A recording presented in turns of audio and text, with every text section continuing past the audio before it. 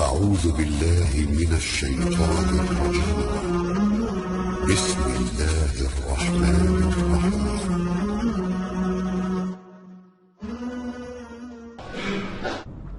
Bismillahirrahmanirrahim. Assalamualaikum warahmatullahi wabarakatuh. Alhamdulillah wassalatu wassalamu ala Rasulillah wa ala alihi wa sahbihi wa man tabi'ahu wa mawalah. Bapak-bapak, ibu-ibu, hadirin hadirat, alim ulama, cerdik pandai, tokoh masyarakat, yang besar tak dihimbau gelar, yang kecil tak disebut nama. Insyaallah kita semua hamba-hamba dimuliakan Allah Subhanahu wa taala. Amin ya rabbal alamin. Malam ini kita akan mengkaji biografi orang yang sudah membebaskan manusia min zulumatil jahli ila nuril ma'rifah, dari jahiliyah musyrik kepada cahaya tauhid, dari mulai sejak lahir sampailah meninggal dunia. Kita akan break sejenak saat salat isya insyaallah. Nabi Ibrahim punya anak bernama Ishak. Ishak punya anak bernama Ya'qub. Ya'qub punya anak bernama Yusuf. Yusuf punya saudara bernama Yahuza. Cucu cicit Yahuza ini turun ke bawah, ada yang jadi nabi bernama Daud. Daud punya anak Sulaiman. Sulaiman bercabang dua ke kanan, Zakaria. Kemudian Zakaria punya anak Yahya. Habis. Kemudian jalurnya yang satu lagi dari Sulaiman tidak langsung punya anak bernama Imran. Imran punya anak bernama Maryam, dan Maryam punya anak bernama Isa. Habis jalur pertama. Nabi Ibrahim punya anak bernama Ishak. Ishak punya anak bernama Ya'qub. Ya'qub punya anak Bunyamin. Turun ke bawah berakhir pada Yunus. Ibrahim punya anak bernama Ishak. Ishak punya anak bernama Ya'qub. Ya'qub punya anak Yusuf. Yusuf punya saudara bernama Imran. Beda Imran di sini dengan Imran ayah Maryam. Imran punya anak bernama Musa, dan Musa punya adik saudara bernama Harun. Turun ke bawah Ilyasan. Ini nabi-nabi yang dikenal dengan Bani Israel. Israel nama lain dari Ya'qub. Ya'qub nama lainnya Israel. Cucu cicit dari Ya'qub itu disebut dengan Bani Israel. Sedangkan asal dari kata Yahudi adalah Ibrahim punya anak bernama Ishak. Ishak punya anak bernama Ya'qub. Ya'qub punya anak bernama Yusuf. Yusuf punya saudara Yahuza. Cucu cicit Yahuza disebut dengan Yahudi. Semua Yahuza Israel, tapi tidak semua Israel Yahudi. Sedangkan Muhammad sallallahu alaihi wasallam jalurnya bukan dari jalur sini, tapi bertemu pada Ibrahim. Jalurnya adalah Muhammad sallallahu alaihi wasallam punya ayah bernama Abdullah. Abdullah anak Abdul Muttalib. Abdul Muttalib anak Hashim. Hashim anak Abdi Manaf. Abdi Manaf anak Qusay. Qusay anak Kilab. Kilab anak Murrah. Murrah anak Ka'ab. Ka'ab anak Lu'ay. Lu'ay anak Ghalib. Ghalib anak Fihir. Fihir anak Malik. Malik anak Nadar. Nadar anak Kinanah. Kinanah anak Khuzaimah. Khuzaimah anak Mudrikah. Mudrikah anak Ilyas. Ilyas anak Mudar. Mudar anak Nizar. Nizar anak Ma'ad. Ma'ad anak Adnan. Adnan bukan nabi. Namanya dibuat warna. Apa warnanya ini?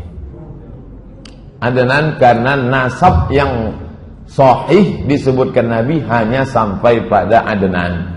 Adapun dari Adnan ini ke atas banyak ikhtilaf sampai kepada Ismail, dan Ismail anak Ibrahim, mengalir darah Ibrahim dan Ismail pada diri Muhammad sallallahu alaihi wasallam. Nah, inilah nasab dia. Nasab kita Pak Ustaz, nanti pertemuan lain kita kaji.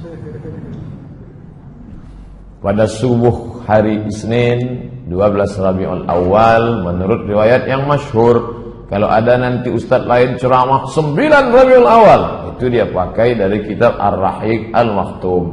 Banyak pendapat tentang ini, tapi yang masyhur 12. Tahun pertama sejak peristiwa tentara bergajah, disebut dengan Amul Fil, tahun 571 kalau pakai kalender Romawi. Tahun 40 kekuasaan Kisra Anushirwan, raja Persia bernama Kisra. Maka menjelang subuh hari Senin itu lahirlah Nabi Muhammad sallallahu alaihi wasallam. Itu tidak ada ikhtilaf. Hadis riwayat Muslim. Kenapa engkau puasa hari Senin ya Rasulullah? Zaka yauma wulidtu. Hari Senin aku lahir. Tak ada ikhtilaf. Tanggalnya yang ikhtilaf. Harinya tak ada ikhtilaf. Ketika dia lahir, terang benderang cahaya menerangi istana-istana di Rom. Tak tahu datang dari mana. Mereka heran. Dari mana ini terang? Begitu riwayat Ibnu Sa'ad, Ahmad bin Hanbal dan Darimi. Api abadi yang tak pernah mati di Persia padam. Beberapa bangunan gereja roboh, tak tahu apa sebab. Begitu menurut riwayat Imam At-Tabari dan Imam Al-Baihaqi. Abdul Muttalib sesudah lahir cucu kesayangan tadi dibawalah ke dalam Ka'bah. Karena Abdul Muttalib pemegang kunci Ka'bah. Kemudian disembelihkan kambing, akikah. Oh, akikah sudah ada sebelum zaman Nabi Muhammad ya. Sudah ada. Zaman Nabi Muhammad dibersihkan dari yang kotor-kotor. Mereka darah kambing itu diusapkan ke kepala anak yang baru lahir. Kotor, najis. Tapi setelah Islam datang dibersihkan karena akikah ini sudah ada dalam syariat Nabi Ibrahim alaihissalam. Diberinya nama, yang memberi nama itu adalah Abdul Muttalib. Diberinya cucunya itu bernama Muhammad. Nama itu belum pernah dipakai sebelumnya. Dia dikhitankan pada hari ke-7 karena khitan sudah ada pada syariat datuk moyangnya Ibrahim. Nabi-nabi setelah Ibrahim berkhitan. Nabi Musa berkhitan, Nabi Isa berkhitan, Nabi Muhammad berkhitan. Nabi Isa berkhitan, Ustaz. Khitan. Siapa yang menghapuskan khitan dalam agama Nasrani? Paus bernama Saul, seorang laki-laki merubah namanya menjadi Paulus. Dialah yang menghapuskan khitan. Kata dia, sejak Isa disalib maka semua suci, tak perlu lagi berkhitan. Kemudian tradisi orang Arab, anak itu disusukan kepada perempuan lain, disusukan kepada seorang budak sahaya Abu Lahab bernama Suwaibah Al-Aslamiyah. Kebetulan dia waktu itu melahirkan anak bernama Masruh. Maka Nabi saudara sesusuan dengan Masruh. Ibunya lain tapi satu ibu susuan. Karena Suwaibah menyusukan Muhammad sallallahu alaihi wasallam. Saat itu juga Suwaibah menyusukan bayi-bayi lain. Di antaranya adalah Hamzah bin Abdul Muttalib. Satu sisi Hamzah itu pamannya karena adik ayahnya, tapi di sisi lain juga Hamzah adalah saudara satu susuannya. Belakangan Hamzah meninggal pada perang Uhud. Kita akan kaji selanjutnya. Setelah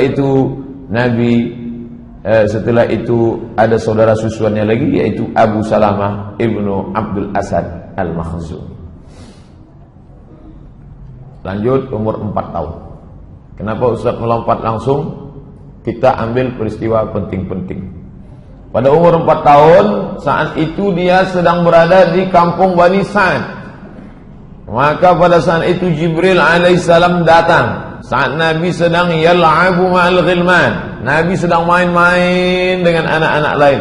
Dititipkan dengan ibu susunya yang kedua, yaitu bernama Halimatus Sa'diyah. Banyak perempuan tempat kita bernama Halimatus Sa'diyah untuk mengambil kemuliaan. Ibu susu yang pertama Suwaibah, yang kedua Halimatus Sa'diyah. Di kampung Bani Sa'ad.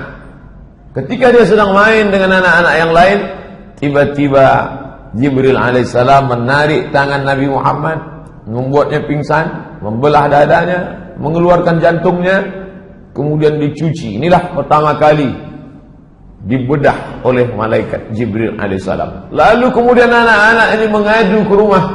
Apa kata anak-anak itu? Inna Muhammadan qad qutila. Muhammad sudah dibunuh.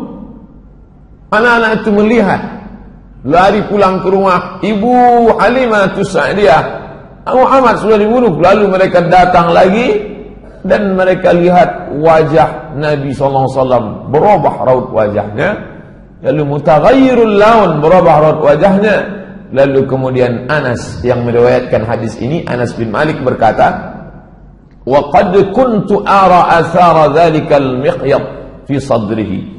Mata kepalaku sendiri pernah melihat bekas terbelahnya dada Nabi itu fi sadrihi, di dada Nabi. Jadi bukan fiksi, bukan makna kiasan, tapi memang betul nyata. Anas bin Malik yang pernah menjadi pembantu Nabi selama 10 sinin. Khadimtun Nabiyya 10 sinin. Aku menjadi pembantu Nabi 10 tahun, membawakan air mandi Nabi, membawakan terompah Nabi, dan pernah dia melihat Nabi berbuka baju, nampaknya bekas itu di dada Nabi sallallahu alaihi wasallam. Lalu Halimah Sa'diyah merasa takut, khasyitu, aku khawatir ini anak ini ada apa-apanya, daripada dia nanti meninggal dunia di tanganku, maka ku kembalikanlah kepada ibunya, dikembalikanlah kepada ibu kandungnya Aminah bersama ibu Aminah hingga berusia 6 tahun. Lalu Aminah merasa perlu membawa anak ini untuk ziarah ke makam ayahnya yang sudah meninggal dunia ketika berdagang ke negeri bernama Yathrib. Lalu kemudian dibawalah anak berumur 6 tahun ini, kira-kira anak umur 6 tahun sekarang baru masuk sekolah dasar. Anak ibu, anak bapak yang umur 6 tahun lebih kurang, begitulah usia Nabi Muhammad sallallahu alaihi wasallam. Dibawa berziarah ke makam ayahnya. Lalu kemudian dalam perjalanan pulang, hatta matat, meninggal Aminah di sebuah kampung bernama Abwa baina Makkah wal Madinah, terletak antara kota Makkah dan kota Madinah. Pulanglah Nabi sallallahu alaihi wasallam, pulang dari ziarah ke makam ayah, baru saja menemukan makam ayah, hilang pula ibu. Pulang dalam keadaan yatim piatu. Umur 6 tahun, Muhammad sallallahu alaihi wasallam. Pulang ke kota Makkah dengan pembantu yang ikut bersama mereka saat itu, lalu kemudian diserahkan kepada datuknya bernama Abdul Muttalib. Abdul Muttalib bangsawan Quraisy. Kalau dia mau duduk di samping Ka'bah, maka sudah disiapkan yuda'u firash li Abdul Muttalib. Ini tepi Ka'bah sudah disiapkan di situ kasur untuk tempat duduk Abdul Muttalib. Anak-anaknya satu pun tak ada yang berani. Anak Abdul Muttalib laki-laki 10 orang. Abbas bin Abdul Muttalib, Abu Lahab bin Abdul Muttalib, Hamzah bin Abdul Muttalib, Abdullah bin Abdul Muttalib, Abu Talib bin Abdul Muttalib. Itu yang 5 itu yang masyhur.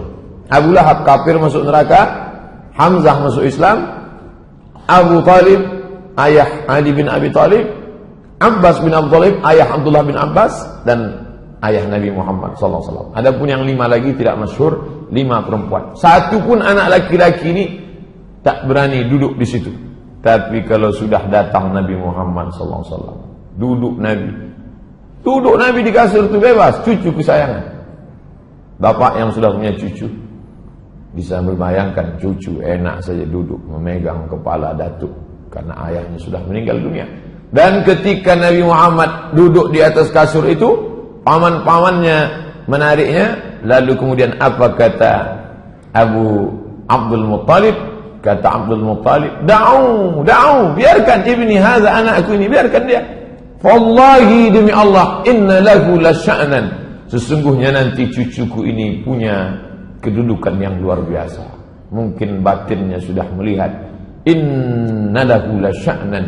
Summa yajlisu ma'ahu, duduklah Datuk Abdul Muttalib bersama cucu kesayangan, ala firashihi, di atas kasur, wa yamsah zahrahu, diusapnya pundak cucunya itu, disapunya pundak cucu kesayangan, wa yasurruhu, kemudian dia senang, wa yusirruhu ma yarahu yasna, dibiarkannya cucunya itu berlari-lari. Saat itu Nabi SAW diasuh, dibesarkan. Kemudian pada umur 8 tahun 2 bulan 10 hari meninggal pula lah datuknya Abdul Muttalib. 2 tahun, 6 tahun meninggal ibu, diasuh oleh datuk. Umur 8 tahun 2 bulan 10 hari meninggal Abdul Muttalib. Begitu diriwayatkan oleh Imam Ibnu Ishaq. Lalu kemudian diasuh oleh, irtahala bihi Abu Talib, dibawa oleh pamannya bernama Abu Talib. Ketika itu umurnya 12 tahun. Meninggal Abdul Muttalib, maka berpindah ke asuhan paman bernama Abu Talib. Abu Talib pedagang.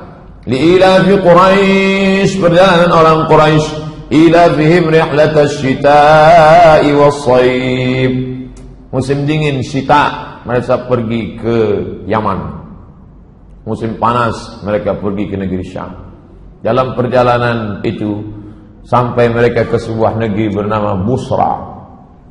Kemudian mereka berhenti untuk bernaung. Keluarlah pendeta dari gereja itu bernama Bahira. Apa kata Bahira? Hadza sayyidul alamin. Ini anak ini sayyidul alamin, pemimpin semesta alam. Lalu kemudian heranlah Abu Talib, kenapa pendeta ini tiba-tiba keluar? Zaman itu pendeta tak ada keluar. Pendeta hanya di dalam gereja saja. Lalu kemudian dia tanya, kenapa kamu mengatakan begitu? Ma ilmuka bidzalik? Dari mana kamu tahu itu? Apa kata Bahira? Innakum hina asyraftum minal aqabah.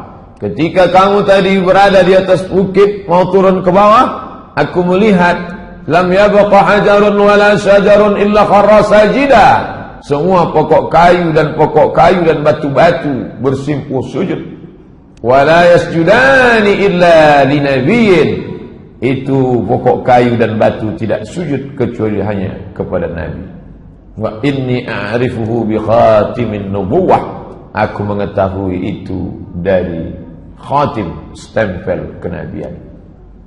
Lalu kemudian wa inna najiduhu fi kutubina. Kami sudah melihat tanda-tanda itu di dalam kitab suci kami. Pendeta Bahira memuliakan, disambutnya bidhiyafah sebagai tamu. Lalu kemudian sa'ala Abu Talibin ayyaruddahu. Hai Abu Talib, antarkanlah anak ini pulang ke Makkah. Jangan kau bawa dia ke negeri Syam. Heran Abu Talib, kenapa saya bawa? Dia bantu-bantu saya dagang. Ini keponakan saya. Kalau saya bawa ke negeri Syam, kenapa? Karena di negeri Syam itu khaufan alaihi minar Rum wal Yahud. Karena di sana ada orang Romawi Yahudi yang memang sudah menunggu-nunggu Nabi terakhir. Kalau mereka lihat ternyata bukan dari keturunan Yahudi, mereka akan membunuhnya. Maka Bahira mengatakan, bawalah dia pulang. Saat itu umur Nabi 12 tahun. Masuk umur 20. Pada ketika dia berumur 20, maka pada saat itu terjadi perang besar di sebuah pasar bernama Uqas, pasar Uqas. Perang antara Kinanah dan Quraisy. Suku besar darah biru Quraisy berperang dengan Kinanah di pasar Uqas. Penyebabnya salah seorang suku Kinanah membunuh 3 orang suku Qais. Maka disebut perang Al-Fijar karena mereka melanggar larangan perang di bulan haram. Nabi SAW ikut perang itu, menyiapkan anak panah untuk paman-pamannya. Anak panah yang panjang, di pangkalnya diberi bulu ayam, ujungnya diberi timah besi, seperti kita kemarin Sabtu Senin. Nabi SAW menyiapkan itu. Inilah perang pertama yang diikuti Nabi SAW dengan pamannya. Pekerjaan Nabi sehari-hari, Nabi mengembalakan kambing Bani Sa'ad. Bani Sa'ad suku yang besar, kambing mereka banyak. Dan Nabi SAW mengembalakan kambing-kambing itu. Dan kemudian setelah itu Nabi berdagang bernama Sa'ib bin Abi Sa'ib Al-Makhzumi. Nabi tidak punya barang dagangan. Barang dagangan milik orang, pemodal, orang kaya, dibawakan. Dagang ke Yaman, pergi ke negeri Syam. Negeri Syam itu sekarang sudah menjadi 4 negara. Suriah, Lebanon, Palestina, Yordania. Lalu kemudian pada musim dingin mereka turun ke bawah pergi ke Yaman. Jadi kalau dihitung sekarang dagang Nabi itu Yaman, Saudi Arabia, Yordania, Suriah, Lebanon, Palestina. 6 negara ekspor impor. Jadi jangan bayangkan Nabi jualan antar kelurahan. Nabi itu luar biasa bersama As-Sa'ib bin Abi Sa'ib Al-Makhzumi. Umur 25 tahun. Di antara pemilik barang yang dibawakan Nabi barang-barangnya adalah seorang perempuan bernama Khadijah binti Khuwailid. Imra'atun, seorang perempuan tajiratun, kaya, zata syarafin, mulia, wa malin, banyak harta. Banyak yang sudah meminang dia, tapi dia tak ada terima. Lalu kemudian setiap kali barang ini dibawa laku keras. Maka dia heran, dia cari informasi, siapa yang membawa barang yang laku ini? Ternyata yang membawa itu ada seorang anak muda berusia 25 tahun bernama Muhammad sallallahu alaihi wasallam. Lalu kemudian Nabi sallallahu alaihi wasallam itu digambarkan sebagai anak muda yang menarik, mulia, cerdas, rasional, jujur, amanah. Jadi kalau ada anak muda sekarang begini sifatnya, inilah umat Muhammad SAW. Jadi kalau dia lesu, bawaannya mau mati aja, mandi malas, bangun jam 9 pagi, itu bukan umat Muhammad SAW. Banyak sudah anak-anak muda penguasa mau meminang Khadijah, tapi tidak terima. Memang dia sudah tua, tapi karena orang kaya, duitnya banyak, nampak muda. Macam sekarang lah, banyak nampak muda. Itulah. Lalu kemudian Khadijah menyampaikan pesannya kepada perempuan bernama Nafisah binti Munabbih. Nafisah, tolong kau sampaikan ke Muhammad, kalau dia mau, aku mau menikah dengan dia. Ini dalil perempuan kalau nampak laki-laki itu soleh, jangan sia-siakan. Karena orang baik tak datang 2 kali. Nampak laki itu baik, bilanglah aku mau. Tapi jangan lewat SMS. Lewat SMS nanti tunjukkannya ke orang lain. Tengok. Maka kemudian kata Nafisah, Muhammad SAW nin Khadijah. Maka Nabi pun setuju. Tapi Nabi tak langsung datang, paman-pamannya. Paman-pamannya banyak meminang Khadijah. Pernikahan dihadiri oleh Bani Hashim. Muhammad, anak Abdul Muttalib, anak Hashim. Seluruh cucu-cucu Hashim datang. Dan para pembesar Mudhar, maharnya 20 ekor onta.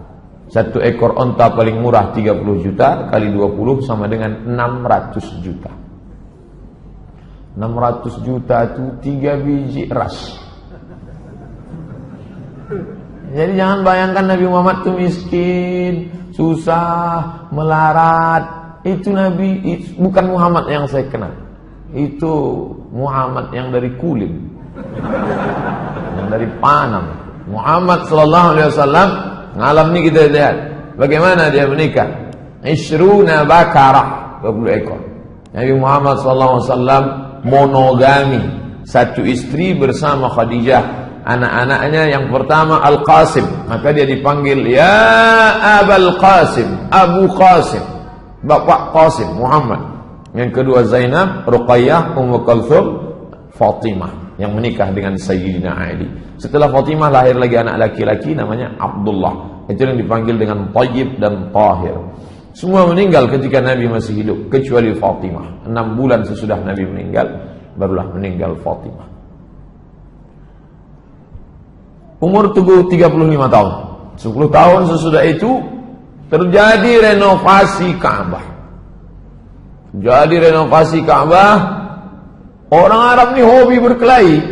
Berkelahilah mereka tentang siapa yang paling layak meletakkan Hajar Aswad. Konflik 4 hari dalam masalah meletakkan Hajar Aswad. Abu Umayyah Ibnul Mughirah Al-Makhzumi punya ide. Bagaimana idenya? Siapa yang pertama kali masuk masjid, maka dialah yang meletakkan Hajar Aswad. Kita tunggu. Jangan kelahi, calling down, tenang dulu. Besok pagi kita tengok siapa yang pertama kali masuk. Ya. Besok pagi ketika kepala suku sudah mengintai, yang datang pertama kali adalah Muhammad sallallahu alaihi wasallam. Tapi Nabi bijaksana luar biasa. Ketika mereka memanggil dia, umur 35 tahun, lebih tua lagi saya. Ustaz berapa? Lebih lah 35. Ketika Nabi SAW masuk, dipanggil mereka, Muhammad sini, kami sudah sepakat, siapa yang pertama kali masuk, kaulah meletakkan Hajar Aswad. Nabi bijaksana. Dimintanya kain panjang, diletakkan Hajar Aswad di tengah, diminta nih kepala-kepala suku, pegang ujung, pegang. Artinya dia melibatkan orang banyak, sehingga kepala-kepala suku itu tidak merasa diremehkan. Kalau kitalah yang mengalami ini mungkin, Ustaz Somad, Ustaz yang masang, aku yang masang ya. Pinggir. Tapi Nabi dari muda memang sudah bijaksana. Merangkul bukan memukul, mengajak bukan mengejek. Ayo, datuk-datuk, nenek mama, sadonyo sama kita, ayo kita pasang. Kalian pegang ujung kain, biar aku pegang. Hilanglah perkelahian. Nabi SAW. Jadi fase kehidupannya lahir 40 tahun jadi Rasul, 3 tahun pertama dakwah rahasia diam-diam, setelah itu hijrah, wafat. Inilah yang akan kita kaji ini secara utuh. Kita sudah berjalan 35 menjelang 40. Azan Isya berbunyi, kita harus break, kita lanjutkan. Sampai jam berapa nih selesai Pak Ustaz? Ikuti aja lah. Umur 38 tahun, umur 39 tahun, umur 40 tahun. Ada apa? Setiap datang bulan Ramadan sudah ada Pak Ustaz, bulannya ada, puasanya belum.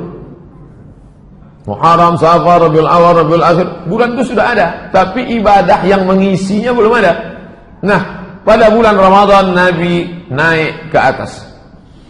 Namanya Jabal Nur. Di atas ada Ghar Hira. Nabi naik ke Gua Hira pada waktu malam. Jangan bayangkan Nabi siang malam, siang tak bisa, panas luar biasa. Nabi di atas malam. Habis itu turun.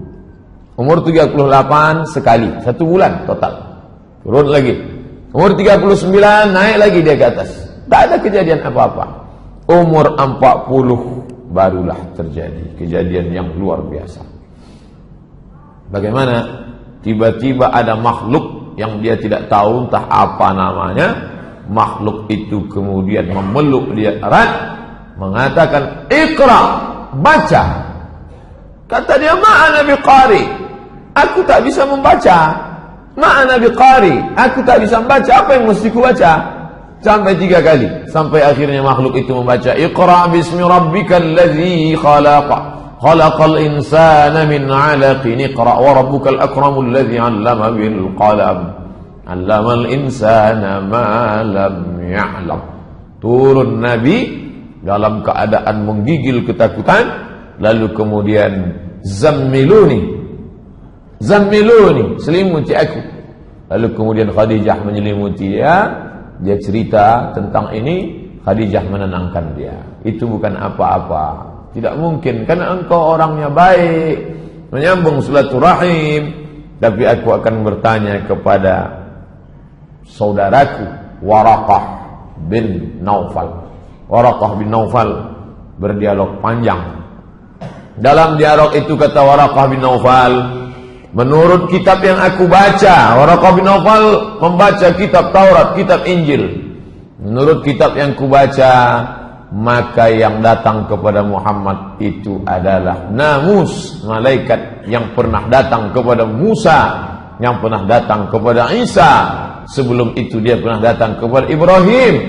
Dan demi Allah, nanti suamimu itu akan terusir dari kota ini. Seandainya nanti aku hidup, aku orang pertama yang akan menolong dia.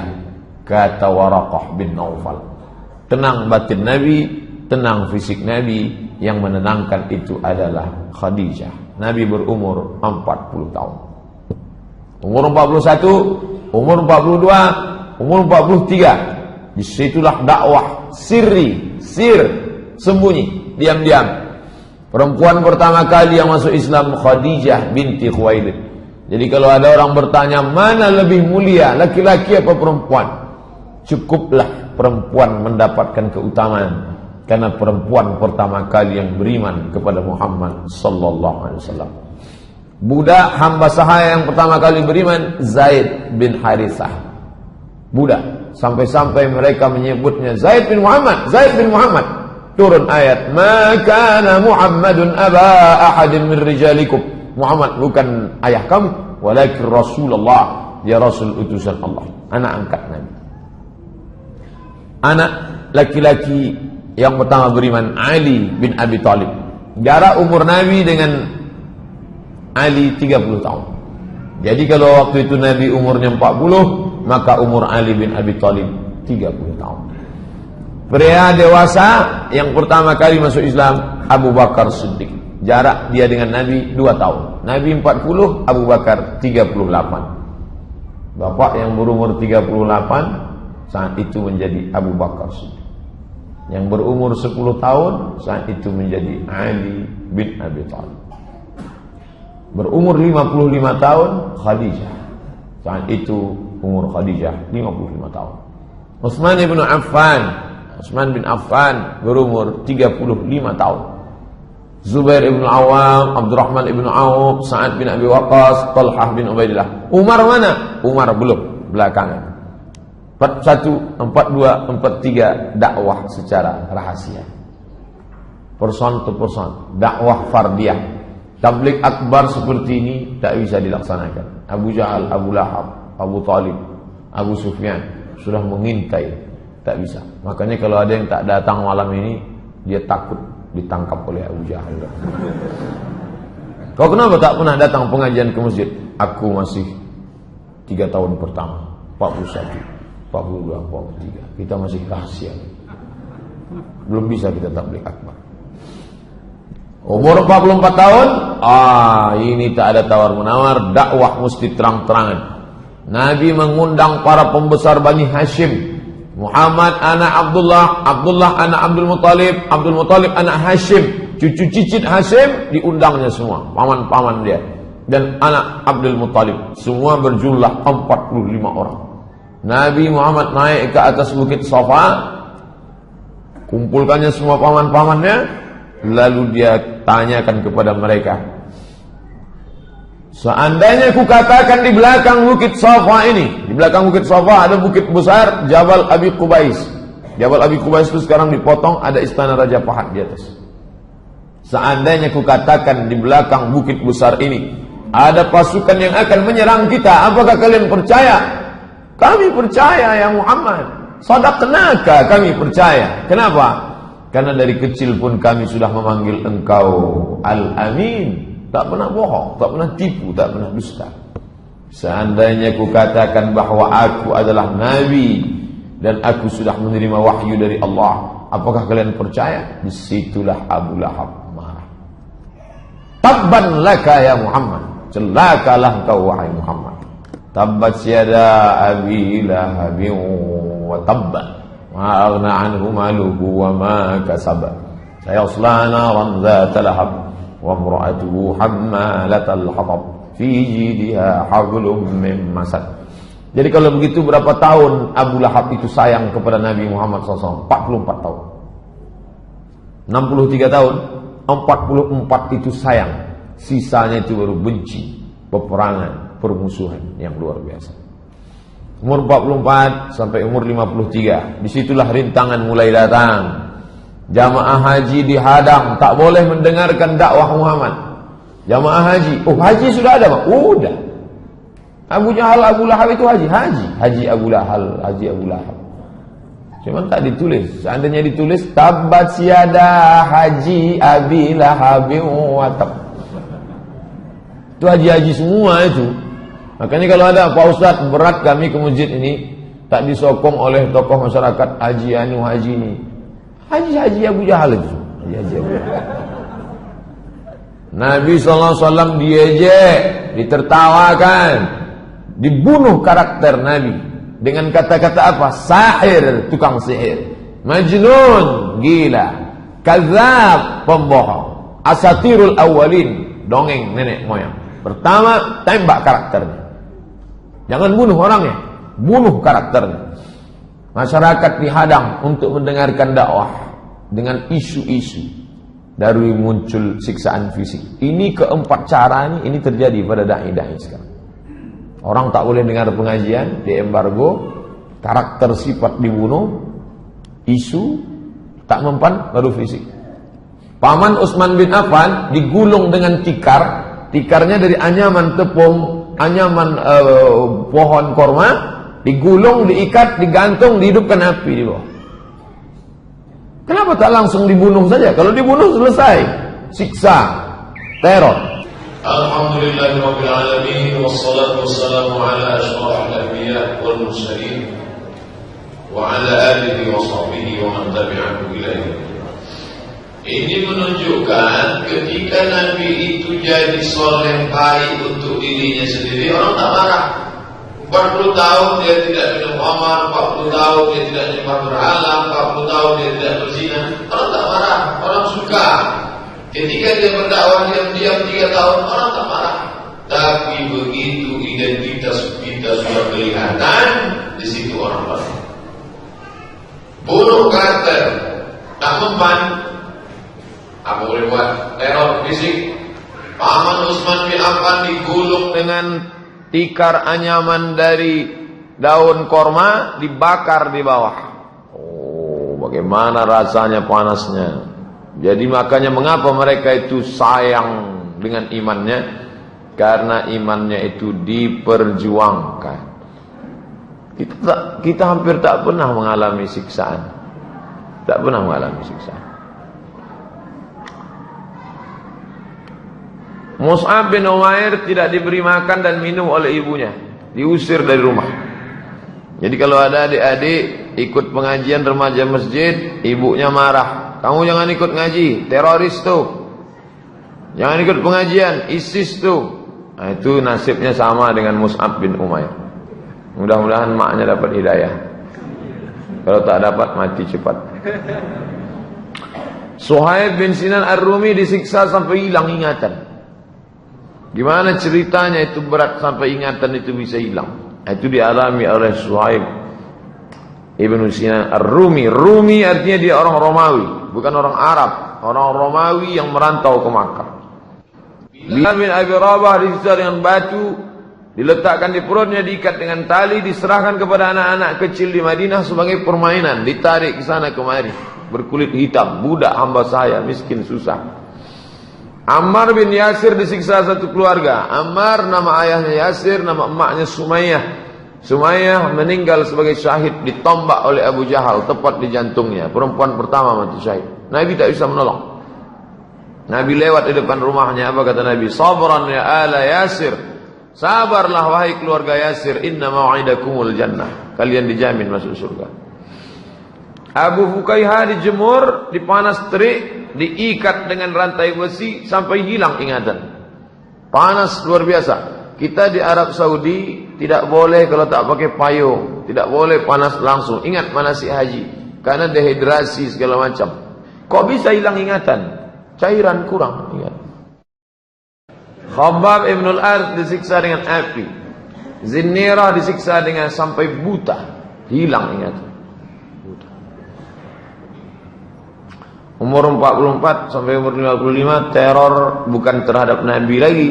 Kalau tadi terhadap Nabi, sekarang siapa yang membela Nabi, habisi. Abu Talib yang membela. Abu Talib itu. Jawaban Abu Talib terhadap teror kafir Quraisy. Apa kata Abu Talib? Wallahi la yasilu ilaika bi jam'ihim hatta uwassila fit turafi dafina. Wallahi demi Allah wahai keponakanku, lan tidak akan yasilu ilaika bi jam'ihim. Mereka walaupun ramai tak akan bisa menangkap, membunuhmu. Hatta uwassida fit turabi, sampai aku ditimbun fit turab, di dalam tanah, dafina, sebagai mayat yang mati, terbujur kaku di dalam tanah. Begitulah cinta Abu Talib. Jangan kau takut. Teror apapun yang kau hadapi. Teror terhadap anak-anak Nabi. Anak-anak diteror. Apa salah anak Nabi? Abu Lahab memaksa kedua anaknya bernama Utbah bin Abi Lahab dan Utaibah. Utbah bin Abi Lahab, Utaibah bin Abi Lahab. Itu menikah dengan Ruqayyah dan Ummu Kalsum. Ceraikan. Tentu pukulan luar biasa. Anak menjadi janda. Gara-gara apa? Pukulan emosional. Seorang ulama kalau anaknya dipaksa harus melepaskan diri dari pernikahan, tentu dia tak sampai hati. Tapi ini dialami Nabi. Kedua anaknya Ruqayyah dan Ummu Kalsum. Ummu Jamil, Arwah binti Harb ibnu Umayyah, saudara kandung Abu Sufyan. Namanya Arwah, tapi panggilannya Ummu Jamil. Ummu ibu, Jamil cantik. Ummu Jamil bu cantik. Teror fisik, menebarkan duri-duri dan kotoran di jalan yang dilalui Nabi. Mana jalan yang selalu dilalui Nabi? Tebarkan kotoran, nonta, duri-duri. Makanya satu surat khusus untuk keluarga ini. Suaminya, tabat yada abi lahabi wa tab. Pekerjaannya, ma'ana anhu maluhu wa ma kasab. Sayasla naran dhata lahab. Istrinya, wa mra'atuhu hammalatal hatab. Fi jidha hablum min masad. Memang keluarga ini luar biasa. Ayat-ayat kisah teror. Ayat-ayat ini kalau kita baca, renungkan baik-baik, ini semua cerita tentang teror yang dialami Nabi. Wailul likulli humazatil lumazah. Celakalah bagi pengumpat dan pencela. Siapa itu? Umayyah bin Khalaf mengejek, mengumpat, mencela Rasulullah. Saudaranya bernama Ubay bin Khalaf meludahi wajah Rasulullah SAW. Maka ketika imam membaca ayat itu, renungkan dengan baik. Wailul likulli humazatil lumazah alladzi jama'a malahu wa'addada. Apa kerja mereka? Jama'a malan, mengumpulkan harta, wa'addada, kumpul hitung. Datang Nabi, mereka caci, sumpah serapah, bahkan meludahi wajah Nabi.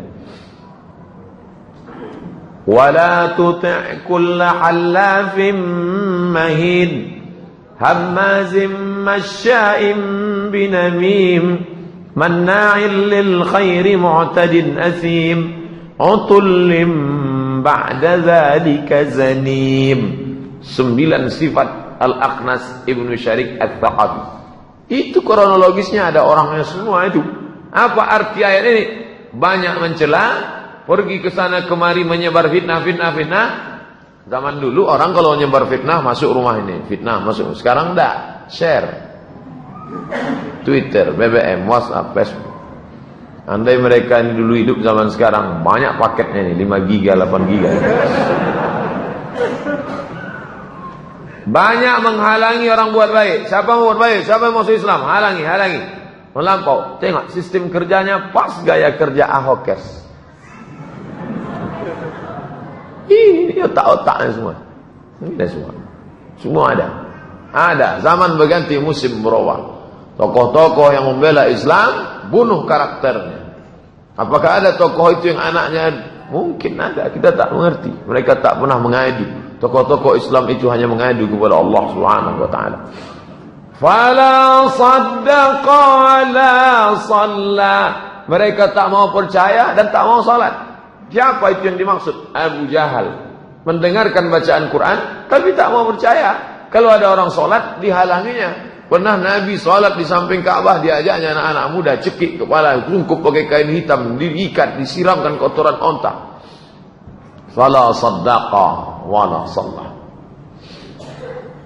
Apa strategi yang dilakukan Rasulullah? Pertama, perlu markas Islamic Center, pusat kajian Islam. Di mana? Rumah Al-Arqam bin Abil Arqam sebagai pusat kegiatan. Inilah perlunya sekretariat. Nah, ini dalil bagi adik-adik yang buat remaja masjid. Kami bingung nih Pak, tak ada sekretariat. Nah, ini dalilnya. Sekretariat Irma, FSRMM, sekretariat Fodamara. Nah, dari ini dalilnya. Minta mereka dapat satu, bersedekah rumah Al-Arqam bin Abil Arqam. 2, mencari peluang baru. Amati Mikir, kira-kira kemana kita pindah? Dunia ini tak sempit, luas. Maka muncullah ide sebagian sahabat mengungsi ke Habasyah. Habasyah itu Abyssinia. Di mana itu sekarang? Ethiopia, Afrika. Dari Makkah menyeberang turun ke Yaman, dari Yaman menyeberang Laut Merah, Djibouti, dari Djibouti masuk. Kalau ke atas Mesir, dari Makkah naik ke Yordania, menyeberang Laut Merah ke Mesir. 2 hari 2 malam naik kapal laut. Mereka dulu naik onta, menyeberang laut, naik bahtera. Umur 45 tahun Nabi hijrah ke Habasyah, Ethiopia. Bulan Rajab tahun ke-5 kenabian. 12 orang laki-laki, 4 orang perempuan. Ketuanya Utsman bin Affan dan istrinya bernama Ruqayyah. Istri Nabi, anak Nabi yang dipaksa cerai dari anak Abu Lahab, dinikahi oleh Utsman. Mereka hijrah 12 orang. Tak tahan lagi di Makkah. Luar biasa tekanan. Maka cari tempat baru. Mana? Hijrah. Alam takun ardullahi wasi'atan fatuhajiru fiha. Jadi kalau ada di antara kita yang ke Pekanbaru ini hijrah, jangan berkecil hati. Hijrah mencari nafkah, hijrah mencari hidup. Mereka dulu hijrah melepaskan diri dari tekanan. Hijrah kedua, ini lebih banyak. 83 laki-laki, 19 orang perempuan. Rombongan kedua hijrah ke Habasyah. Celakanya orang kafir Quraisy ini. Di tempat hijrah itu pun mereka datangi juga. Bayangkan itu jauhnya. Dari kota Makkah turun ke Yaman 1 bulan naik onta. Masirata syahrin. Menyeberang Laut Merah, masuk ke Djibouti, masuk ke Afrika. Mereka ikut juga datang. Siapa nama orangnya yang datang? Amr bin As. Loh, Amr bin As itu kan sahabat Nabi Pak Ustaz. Ini masih CD1.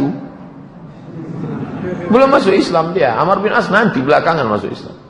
Amr bin As dengan Abdullah ibn Abi Rabi'ah mengejar, menjumpai raja Ethiopia yang baik bernama Najasyi. Najasyi, ya, itu rombongan yang datang dari Makkah. Itu jangan kamu terima. Itu jahat itu perampok itu. Najasyi orang bijaksana. Dia mendengarkan ucapan Ja'far bin Abi Thalib, saudara kandung Ali bin Abi Thalib, saudara sepupu Nabi. Lalu dia tanya, Ja'far, ya, bagaimana Muhammad itu? Muhammad orangnya baik, orangnya santun. Pertanyaan Najasyi, apa pendapat Muhammad tentang Yesus? Karena Najasyi agamanya Kristen Ortodok. Ja'far terdiam. Dia hanya membacakan Kaf ha ya ain sad Zikru rahmati rabbika abdahu Zakaria. Jangan bayangkan Ja'far ini jelas bawa Quran. Quran belum ada. Quran itu ada di kepalanya. Sekarang kalau ada namanya kita, apa pendapatmu tentang Isa? Sebentar yang mencari yang begitu. Ja'far langsung membacakan itu, meleleh air mata Najasyi. Kenapa? Karena yang dibacanya itu surat Maryam yang bercerita tentang kelahiran Isa alaihissalam. Najasyi Islam.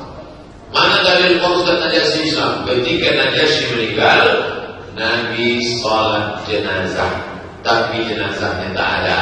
Maka salat itu disebut dengan salat ghaib. Keluarga meninggal di Jakarta, Surabaya. Mana jenazahnya? Tak ada. Salat ghaib.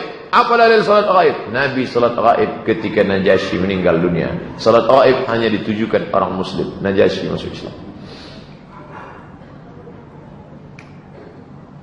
Umur 46, 6 tahun perjalanan dakwah, 3 tahun diam-diam, 3 tahun tertekan sampai pindah. Ada cahaya kecil, ibarat dalam gelap nampak ada secercah cahaya. Apa itu? Hamzah masuk Islam. Hamzah yang bergelar setelah masuk Islam Asadullah. Asad, singa. Asadullah, singa Allah. Apa sebab dia masuk Islam? Abu Jahal memukul Nabi di atas Bukit Safa hingga berdarah kepala Nabi. Bukit Safa, melihat keponakannya dipukul, ayah Nabi, abang dia, abang kandungnya, ini keponakan, berani dia mukul. Hamzah merasa terhina. Jadi saat itu motivasinya bukan iman, tapi kesukuan. Keponakan saya dia pukul, berani dia. Maka dia datang menemui Abu Jahal dan memukul balas dengan busur panah. Gimana rasanya di busur panah itu? Pergi ke Al-Falah cari busur panah yang kemana, pukul yang kemana. Pukulnya kepala Abu Jahal. Tahu rasa itu. Masuk Islam ya.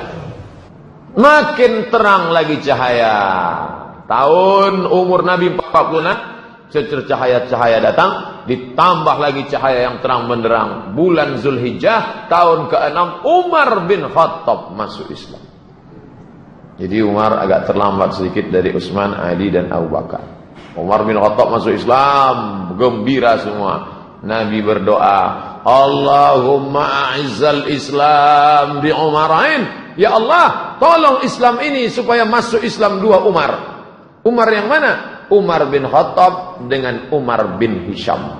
Umar bin Khattab, ya Allah, tolonglah masuk Islam 2 Umar ini. 2 Umar inilah ya Allah masuk Islam. Umar bin Khattab dengan Umar bin Hisham. Umar bin Hisham Abu Jahal. Umar bin Khattab inilah dia. Masuk Islam Umar bin Khattab. Wa kana Ibnu Mas'ud radhiyallahu an, Abdullah bin Mas'ud, kami tidak mampu sholat di samping Ka'bah hingga Umar masuk Islam.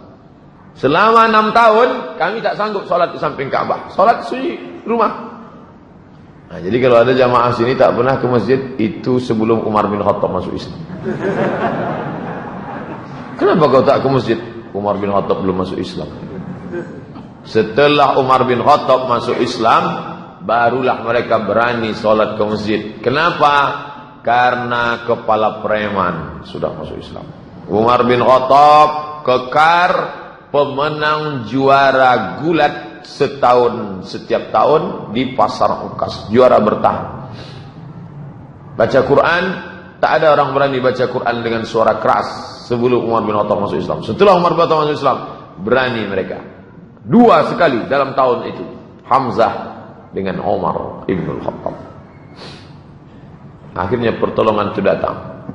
Mulailah, kalau tidak bisa dengan cara keras, kalau cara keras, ini singa Allah sudah siap, Umar sudah siap, Hamzah sudah siap, maka dengan cara lunak, tawaran damai.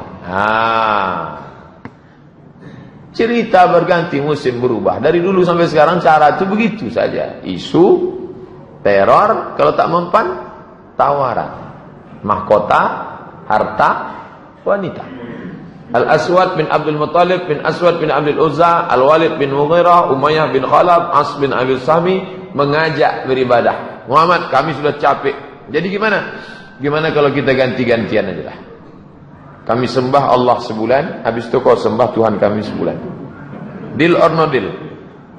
Turun ayat. Qul ya ayyuhal kafirun, la a'budu ma ta'budun. Wala antum 'abiduna ma a'bud, wala ana 'abidu ma 'abadtum, wala antum 'abiduna ma a'bud, lakum dinukum. Tak mempan, tawaran damai tak laku. Damai tak laku, kumpul lagi mereka, lebih keras lagi daripada itu. Umur 47, dahsyat. Tahun embargo. Tidak lagi di embargo Muhammad sendiri, satu suku. Bani Hashim, Bani Abdul Muttalib di embargo. Apa embargonya? Tidak boleh ada pernikahan. Bani yang lain tidak boleh menikah dengan Bani Hashim dan Bani Abdul Muttalib. Muhammad anak Abdullah, anak Hashim. Seluruh Bani Hashim, Hashim anak Abdul Muttalib. Seluruh Bani Hashim, seluruh Bani Abdul Muttalib. Tidak boleh ada orang Arab yang menikah dengan Bani Hashim dan Bani Muttalib. Tidak boleh ada transaksi jual beli. Tidak boleh duduk-duduk bersama mereka. Tidak boleh interaksi sosial, tidak boleh masuk ke rumah mereka, tidak boleh bicara dengan mereka sampai mereka menyerahkan Muhammad untuk dibunuh. Ditulis, ditempel di dinding. Yang nulis itu siapa? Baghid ibnu Amir ibnu Hisham. Nabi mendoakan dia, ya Allah, laknat si Baghid ini, lumpuh tangannya. Itu dalil boleh melaknat orang. Jadi kalau ada yang suka menulis-nulis gini, share-share, doakan, lumpuhkan jempolnya Allah. Besok tak bergerak lagi. Di masa sulit ini Abu Thalib khawatir mereka membunuh Rasulullah. Ini genting ini. Abu Thalib itu juga lah yang menolong. Ini keponakan, ayahnya saudara kandungku, anak ini tunggal, dari kecil sudah kujaga. Maka dia takut ini terbunuh. Kemana-mana Nabi dia selalu bersama. Sampai tempat tidur Nabi pun dijaga. Begitu cinta Abu Thalib. Dia memerintahkan Rasulullah agar tidur di tempat tidurnya. Muhammad jangan tidur sendiri. Umur Nabi sudah 47 tahun. Kau tidur di sini karena mungkin mereka akan mengutus pembunuh di tengah malam. Dia perintahkan anak-anaknya mengawal Rasulullah. Anak-anakku, Ali, Ja'far, yang lain, kawal saudara kalian ini. Karena Nabi SAW tak punya saudara kandung laki-laki. Ali bin Abi Thalib itulah saudara dia. Ja'far bin Abi Thalib itulah dia. Anak-anak inilah dia. Umur 50, 3 tahun lamanya embargo itu. Kertas embargo tersobek. Hisham ibnu Amar dari Bani Amir ibnu Lu'ay, dialah yang merobek kertas itu. Apa ini kata dia? Dia cabut. Lalu kemudian apa hubungan dia dengan Nabi?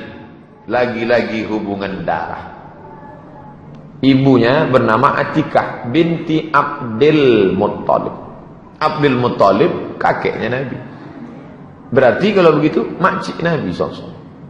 Mak dia makcik Nabi. Masih keluarga Nabi SAW. Hubungan darah.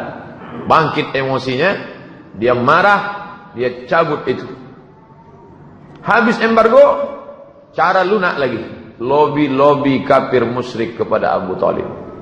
Abu Thalib ini kuncinya. Maka kalau dia sudah tunduk, tunduk. Maka mereka mulai terus datang merayu dengan segala macam merayu.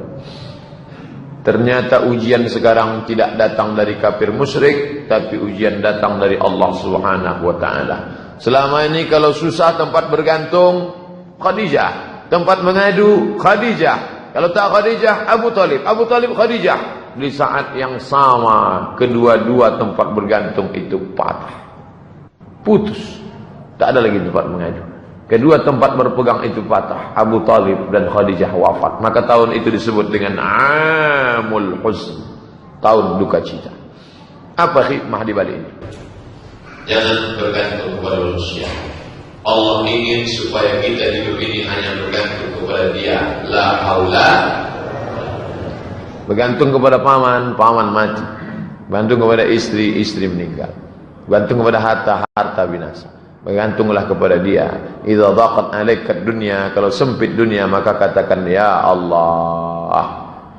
Apa sulitnya Allah menolong Nabi Muhammad? Mudah. Innama amruhu idza arada syai'an ay yaqula lahu kun fayakun. Kenapa dia buat kehidupan Nabi ada naik, ada turun? Supaya kita hidup ini manusiawi, bukan hidup malaikat. Hidup kita ini hidup manusia, bukan hidup malaikat di surga. Nabi menikah dengan Saudah binti Zam'ah. Selama dengan Khadijah 50 tahun umurnya, 25 tahun lajang, 25 tahun menikah, monogami, istrinya tunggal. Tak pernah menikah dengan perempuan lain. Setelah meninggal Khadijah, menikah dia dengan Saudah binti Zam'ah. Itu pun janda karena suaminya bernama Sakran ibnu Imran, wafat di Habasyah. Ini perempuan dia nikahi, Rasul menikahinya. Sedih di atas sedih. Pergi Taif. Di Taif ada suku Saqif. Dengan harapan orang Saqif mau menerima dakwah. Datang ke sana, ayolah kalian masuk Islam, aku Muhammad SAW. Jadi tidak tablik akbar, tapi ini tablik akbar ini datang belakangan. Dakwah person to person, ngobrol, cerita, menawarkan Islam. Tapi apa yang terjadi?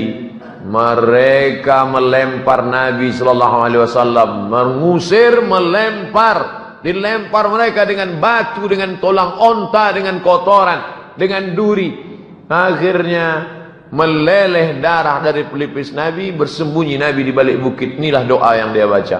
Allahumma ya Allah, ilaika asku dha'afa quwwati, kepada Engkau saja aku mengadukan kelemahanku, wa qillata hilati, ketidakberdayaanku, wa hawani 'alan nas, sekarang ini aku betul-betul hina di hadapan manusia. Ya arhamar rahimin, anta rabbul mustad'afin, Engkau Rabb tempat mengadu, tempat meminta semua orang yang lemah. Wa anta rabbi, engkau Rabbku. Ila man takiluni ila ba'idun yatajahhamuni. Kemana lagi aku bersandar kalau bukan kepada engkau? Apakah ke tempat yang jauh, tempat aku merasa asing? Am ila aduwin malaktahu amri. Apakah kepada musuh tak mungkin ya Allah? Illam yakun bika alayya ghadabun fala ubali. Andai engkau tidak murka kepadaku, asalkan dengan engkau saja yang marah, seisi dunia yang marah, fala ubali, aku tak peduli ya Allah. Walakin afiyatuka ya awsa'li. Yang paling penting adalah rahmat dan ampunanmu ya Allah. A'udzu bi nuri wajhika alladhi asyraqat lahu dhulumat. Aku berlindung kepada engkau dengan cahaya kemuliaanmu yang dapat menerangi segala yang gelap. Wa salaha alaihi amrud dunya wa salaha alaihi amrud dunya wal akhirah min an tunzala bi ghadabuk aw yahillu alayya sakhatuk. Lakal utba hatta tarda wala haula wala quwata illa bik. Selesai doa itu dia ucapkan, datanglah malaikat penjaga segala bukit, malakul jibal. Apa kata malaikat? Ya Muhammad, tunjukkan mana bukit yang paling besar, biar kutimpakan ke suku Saqif. Darah masih menetes, doa baru selesai, datang malaikat. Mana yang paling besar ya Muhammad, biar kutimpakan kepada mereka. Apa kata Nabi? Bal arju ayyukhrijallahu min aslabihim man ya'budullaha wahdahu la yusyriku bihi syai'a. Semoga Allah mengeluarkan dari tulang sulbi mereka anak-anak yang menyembah Allah, tak mempersekutukan Allah. Bayangkan, darah sedang menetes, tiba-tiba malaikat datang. Bukit mana? Abdul Somad, bukit mana? Saya tunjuk. Itu. Nabi malah mendoakan, keluarkan dari tulang sulbi mereka. Ayahnya jahat, datuknya jahat, tapi cucunya kan tidak. Keluarkan. Doa Nabi dikabulkan Allah. Taif itu sekarang 100% muslim. Nama-nama suku yang menolak, ini daftar yang menolak. Menolak semua. Nabi datang ke sini tolak, datang sini tolak, datang sini tolak. Semua ini didatangi Nabi satu-satu. Karena mereka ini masyarakatnya kesukuan. Datang kepada suku ini tolak, datang suku ini tolak. Pelipur lara. Setelah jatuh sejatuh-jatuhnya, meninggal paman, meninggal istri, jatuh, hina, dinaikkan Allah. Subhanallazi asra bi'abdihi layla minal masjidil haram ilal masjidil aqsa alladzi barakna hawlahu linuriyahu min ayatina innahu was-sami'ul basir. Isra, ini Mi'raj. Ini ayat Isra, ini ayat tentang Mi'raj. Isra Mi'raj satu sisi membahagiakan, di sisi lain makin menjatuhkan, karena mereka menuduh Nabi gila. Beberapa orang menerima dakwah, mereka di luar Makkah. Suwaid ibn Samit, Iyas ibn Mu'adz, Abu Dzar al-Ghifari. Ini yang terkenal. Abu Dzar al-Ghifari, Tufail ibn Amr ad-Dawsi, dan Dimas al-Azdi. Ini Dimad al-Azdi. Mereka masuk Islam, tapi bukan orang Makkah. Orang datang dari jauh, mendengar berita, datang. Yang didatangi tak masuk Islam, yang tak pernah dikunjungi malah masuk Islam. Kita pun selalu dalam kehidupan ini. Yang kita usahakan tak berhasil, yang kita tanam, kita pupuk, yang tak ditanam malah. Artinya apa? Engkau buat saja, ente buat aja, masalah hasilnya Allah Ta'ala. Ini tak didakwahi, malah datang bersyahadat di hadapan Nabi. Asyhadu an la ilaha illallah. Mereka datang dari luar Makkah. Umur 51. Fajar baru datang menyingsing dari negeri bernama Yathrib, tepat di musim haji. Musim haji Zulhijjah, datanglah orang-orang dari Yathrib. Inilah orang pertama yang masuk Islam dari Madinah. As'ad bin Zurarah, Auf ibn al-Harith, Rafi' ibn Malik, Utbah bin Amir, Uqbah bin Amir, Jabir ibn Abdullah. Nah, ini mereka datang. Mereka sudah lama dengar tentang Nabi Muhammad, berita-berita, pas musim haji, mereka datang 8 hari 8 malam mereka naik onta sampai ke Makkah. Dan pada saat di Aqabah, ini mereka bulan Syawal tahun ke-11 kenabian. Nah, ini mereka masuk Islam. Lalu kemudian di umur 51 ini Nabi menikah dengan Aisyah. Menetap bersama baru pada setelah hijrah. Menikahnya sebelum hijrah. Umur 52. Umur 52 Nabi SAW ini bai'an Aqabah. Kenapa disebut dengan bai'an Aqabah? Karena terjadinya di tempat melontar Jumrah Aqabah. Musim haji tahun ke-12 kenabian. Terdiri dari 12 orang. 5 orang yang hadir di tahun yang lalu. Yang 5 tahun lalu ditambah lagi yang 7 ini. Tahun lalu ada ini, yang 5, 1 tak ikut, ditambah lagi 7. Dengan itu 12 orang. Rasulullah mengutus Mus'ab bin Umair ke Madinah. Setahun sebelum Nabi pindah, sudah diutusnya orang duluan. Namanya Mus'ab bin Umair. Mus'ab, pergi ente ke Madinah, dengan 12 orang ini, ajarkan mereka Islam. Jadi jangan bayangkan Nabi datang ke Madinah, kata orang Jawa, ujuk-ujuk. Tak ada angin, tak ada hujan, tiba-tiba datang. Dah, penuh dengan persiapan. Tahun pertama, nih. Tahun kedua, nih.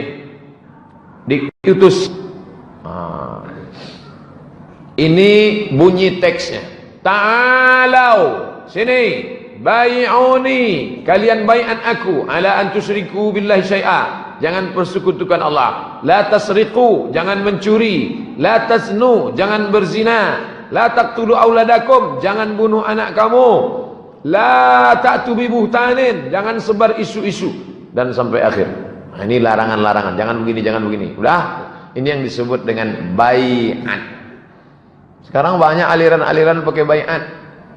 Ente ngaji sama Ustaz Somad udah ada bai'at? Tak ada. Itu tak sah Islam itu. Bai'at ke guru kami. Kalau tak bai'at, besoklah aku bai'at. Tapi jangan lupa bawa mahar 500 per kepala. UUD, ujung-ujungnya duit. Bai'at itu sumpah setia. Mereka 12 orang bersumpah setia di hadapan Nabi SAW di bai'at, bai'at Aqabah. Umur 53 Nabi, bai'at Aqabah 2. Musim haji tahun ke-13 kenabian. Jumlah peserta yang membai'at Nabi ramai. 73 orang laki-laki, 2 orang perempuan. Perempuan yang ikut bai'at namanya Nusaibah. Yang satu lagi Asma binti Amr. Apa isi bai'atnya? Nih, ala sam'i, kami mendengar, wa ta'ah, kami patuh, fin nasyad wal kasal, dalam keadaan semangat maupun lemah, untuk menolong dalam keadaan sulit, untuk amar ma'ruf nahi mungkar. Kami akan menolong dakwahmu dalam sulit maupun senang. Kami akan amar ma'ruf nahi mungkar sampai habis. Nabi mengangkat para mentor kalau sekarang. Jadi jangan bayangkan dakwah Nabi itu tak pakai strategi. Diangkat Nabi ini 9 orang dari suku Khazraj, 3 orang dari suku Aus. Kalian balik, ini mengkepala, ini ketua, ini ketua, ini ketua, penanggung jawab. Antum ala qaumikum, kalian terhadap suku kalian, bima fihim kufala. Kalian menjadi penanggung jawab kakafalatil hawariyin li Isa bin Maryam. Sebagaimana Nabi Isa punya murid-murid hawariyin, begitu pula lah keadaan kalian. Wa ana kafilun ala qaumi, saya penanggung jawab utama, di bawah itu ada ini manajemen strategi Nabi. Jadi tak bisa main sendiri one man show. Ada pimpinan tertinggi, di bawah itu diangkat ketua-ketua yang akan bertanggung jawab pada suku masing-masing. Setelah ready siap, barulah Nabi hijrah. Kamis 26 Safar tahun ke-14 kenabian.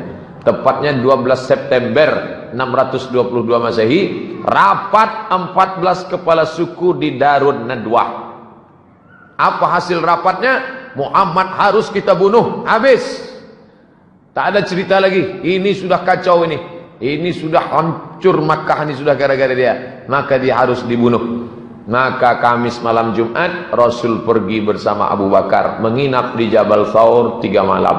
Ahad malam Senin bertolak menuju Yasrib. 3 malam transit, langsung berangkat. Strategi lagi. Ali bin Abi Thalib menggantikan Nabi, tidur di tempat tidur.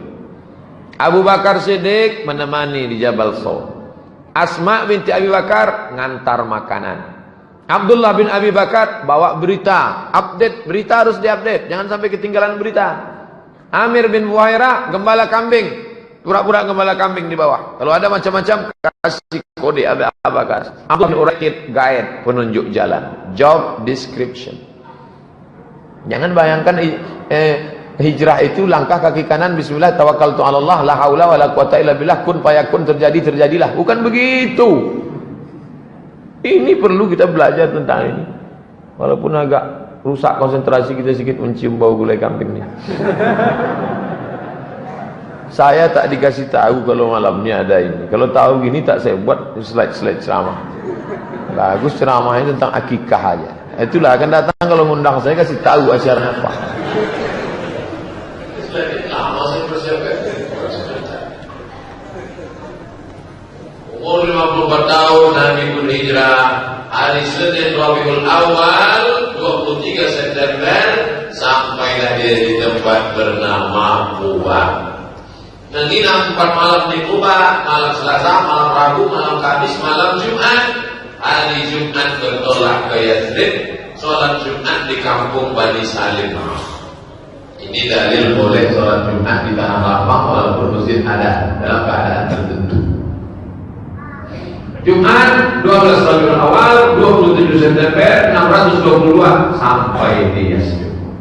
Lahir 12 Rabiul Awal sampai di Madinah 12 Rabiul Awal. Bedanya hari Senin lahir sampai hari Jumat. Apa yang dilakukan Nabi pertama kali? Rekonsiliasi. Bangun Masjid Nabawi, mempersaudarakan Aus dan Khazraj, mempersaudarakan Muhajirin dan Ansar, mempersaudarakan penduduk Madinah. Aus, Khazraj, kelahi. Saudara, Muhajirin datang dari Makkah, ini orang Madinah. Saudara, orang Muslim dengan orang Yahudi, saudara. Maka lahirlah rekonsiliasi yang disebut dengan Piagam Madinah. Apa isi Piagam Madinah itu Pak? Nih 1 sampai 12. Jangan ditengok lama-lama, punang-punang. Kalau ada orang mengatakan Piagam Jakarta mirip Piagam Madinah, ya kebersamaan. Jadi jangan katakan Nabi Muhammad datang ke Madinah bawa pedang, masuk Islam, lepas dipancung kepalanya. Tidak, bukan begitu. Nabi mengatakan Yahudi, coba lihat, inna bainahum nasru. Orang Yahudi sama orang Islam saling tolong-menolong. Alaman haraba ala hadhil sahifah. Siapa yang memerangi perjanjian damai ini, kita sama-sama tolong-menolong. Jangan sampai kita dirusak. Baru belakangan mereka berkhianat. Mereka yang mengkhianati perjanjian ini, baru Nabi bertindak. Nabi itu bukan action, Nabi itu reaksi. Orang Islam mesti paham ini. Jangan kita tak bisa bela Nabi kita. Nabi kalian datang usir orang Yahudi, dipancurnya kepalanya. Itu terjadinya kapan? Tahun pertama Nabi pindah damai. Allah mengangkat salam. Ini agama Islam salam. Nanti belakang baru terjadi pengusiran. Perjanjian. Dimanapun asal orang pengkhianat memang hukumannya harus mati. Masalah dan solusi. Muncul masalah. Di Makkah ada masalah, ya. Pindah ke Madinah muncul masalah. Hidup di tempat masalah. Takut menghadapi masalah jangan hidup. Takut hidup mati saja. Orang-orang kafir Quraisy Makkah tetap. Sudah jauh pun tetap mereka datang memerang. Turun ayat. Coba tengok. 13 tahun selama di Makkah tak ada perang. Tidak ada ayat perang. Tak boleh. Jangan katakan Islam itu perang. 13 tahun. Mana ada perang? Tak pernah Nabi mengatakan, ayo ambil parang kita. Tidak ada. Sampai turun izin perang. Ini dia. Surat Al-Hasr 39. Uzina, diizinkan. Uzina lilladzina yuqataluna biannahum zulimu. Orang-orang yang dibunuh. Zulimu, mereka dizalimi. Uzina, diberi izin. Mereka diberi izin. Kenapa? Qutilu, karena mereka dibunuh. Zulimu, karena mereka dianiaya. Wa innallaha ala nasrihim laqadir. Allah kuasa menolong mereka. Muncul 4 pasal. 1. Kafir Quraisy Makkah adalah kafir harbi yang wajib diperangi karena mereka telah membunuh, mengusir dan mengganggu. 2. Orang Yahudi yang berkhianat dijatuhi hukuman. 3. Nasrani yang memusuhi kaum muslimin diperangi hingga mereka membayar jizyah, pajak. 4. Yahudi Nasrani musyrik yang masuk Islam tidak boleh diganggu. Maka muncul istilah zimmi dan harbi. Zimmi, saudara kita, tetangga kita. walaupun tak seagama. Harbi, orang yang memusuhi kita, wajib dipancung kepalanya.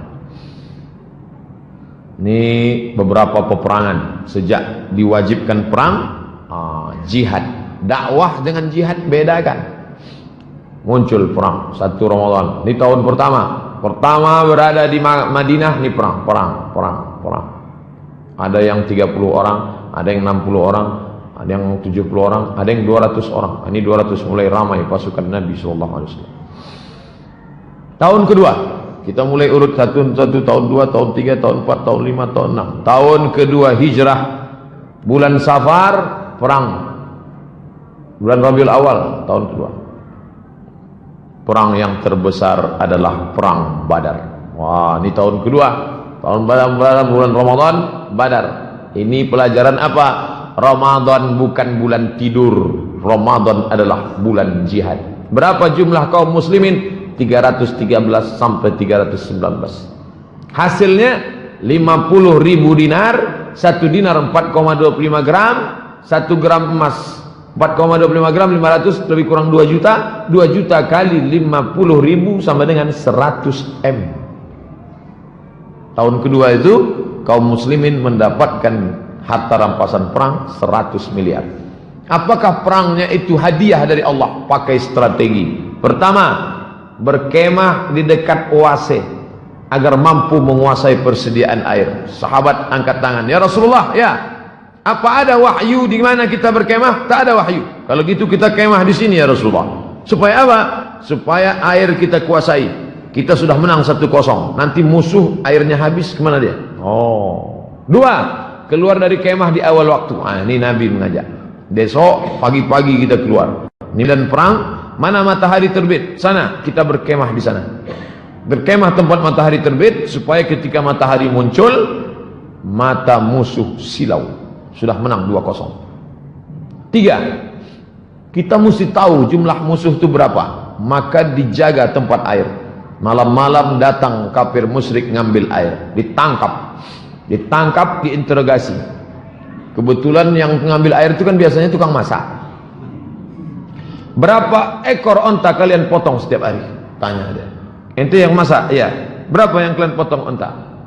Kata dia antara 9 sampai 10 ekor. Langsung Nabi ngambil kesimpulan. Berarti jumlah mereka 900 sampai 1000 orang. 300 melawan 1000 orang. Nabi berdoa dari Isya sampai subuh. Salat Isya malam itu, malam Jumat tanggal 17 Ramadan, Nabi berdoa dari Isya sampai subuh. Jatuh sorban burdahnya, datang Abu Bakar menaikkan ke pundaknya. Berhentilah ya Rasulullah, tidurlah, besok kita perang. Kata Nabi, tidak, sampai sholat subuh. Itu menunjukkan Nabi fisik luar biasa. Berapa umur Nabi waktu itu? 55 tahun. Hari ini umat Muhammad 55, sedang ke rumah sakit, baru mendapat surat keterangan dokter. Apa pertolongan Allah? Pasukan malaikat turun hujan menguatkan kaki mereka. Abu Jahal mati. Mampus juga Abu Jahal itu aja. Baru puas saya, dari tadi saya menahan.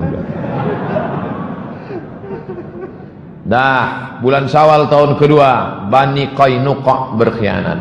Nih, Yahudi pertama yang pengkhianat, Bani Qainuqa berkhianat. Pengusiran Bani Qainuqa dipimpin Hamzah, singa Allah, Abdul Muttalib. Tahun ketiga, inilah dia peta perang Uhud. Perang Uhud kaum muslimin kalah. Tahun 2 melambung menang. Tahun ketiga jatuh. Hidupnya ada pasang surut. Ini Jabal Rumat namanya. Jabal Rumat, Rumat artinya pasukan pemanah. Bukit yang besar-besar ini disebut Uhud. Ahad artinya satu. Ahad. Kalau bersatu ini Uhud namanya. Uhud. Jadi kalau kita tegak di Jabal Rumat yang kecil ini, nampak bukit besar, itulah Uhud. Jadi kadang penunjuk ini salah. Bapak Ibu, kita sedang berada di Jabal Uhud. Bukan, itu Jabal Uhud. Jabal Rumat, pasukan pemanah. Ini pasukan kaum muslimin. Ini pasukan musyrik berhadapan-hadapan. Ini air. Wadi, lembah tempat air, banyak air di sana. Kata Nabi, pasukan pemanah kalian di atas ini, 70 pemanah. Kalian memanah dari atas ke bawah.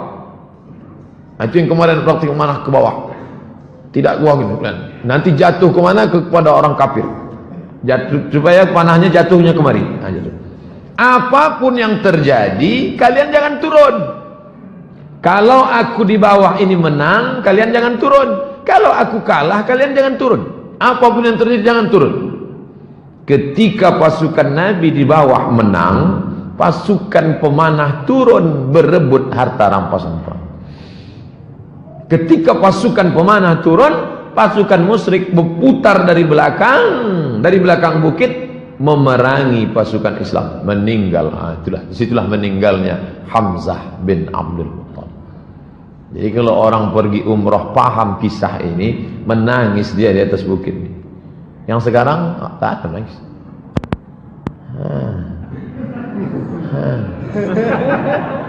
Tak paham dia cerita itu apa yang ada di situ. Naik orang naik, dia turun orang turun. Cerita. Suwarun haqiqiyah li mauqi'i ghazwati Uhud. Inilah gambar hakikat kebenaran tentang perang Uhud tahun kedua. Meninggal Hamzah bin Abdul Muttalib. Meninggal Hamzah pada peperangan ini. Setelah kafir musyrik pulang, Nabi mencari jenazah Hamzah. Karena Hamzah lah sinar pertama Islam bangkit.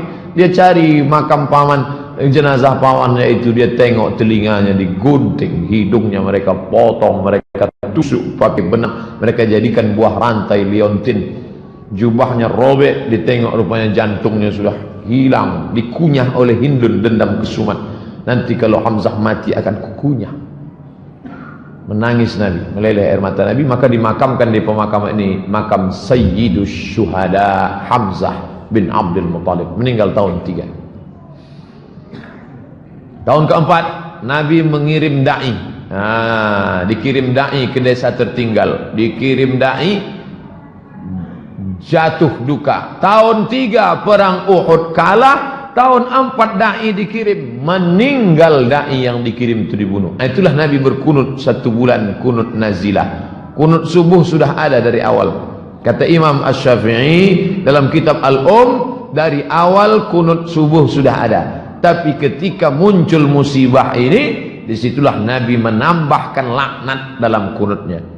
Allahumma la'an ri'al Zakwan wa Usayyah, laknat mereka ya Allah, laknat mereka ya Allah, matikan mereka ya Allah. Itu dalil boleh melaknat dalam doa kunut.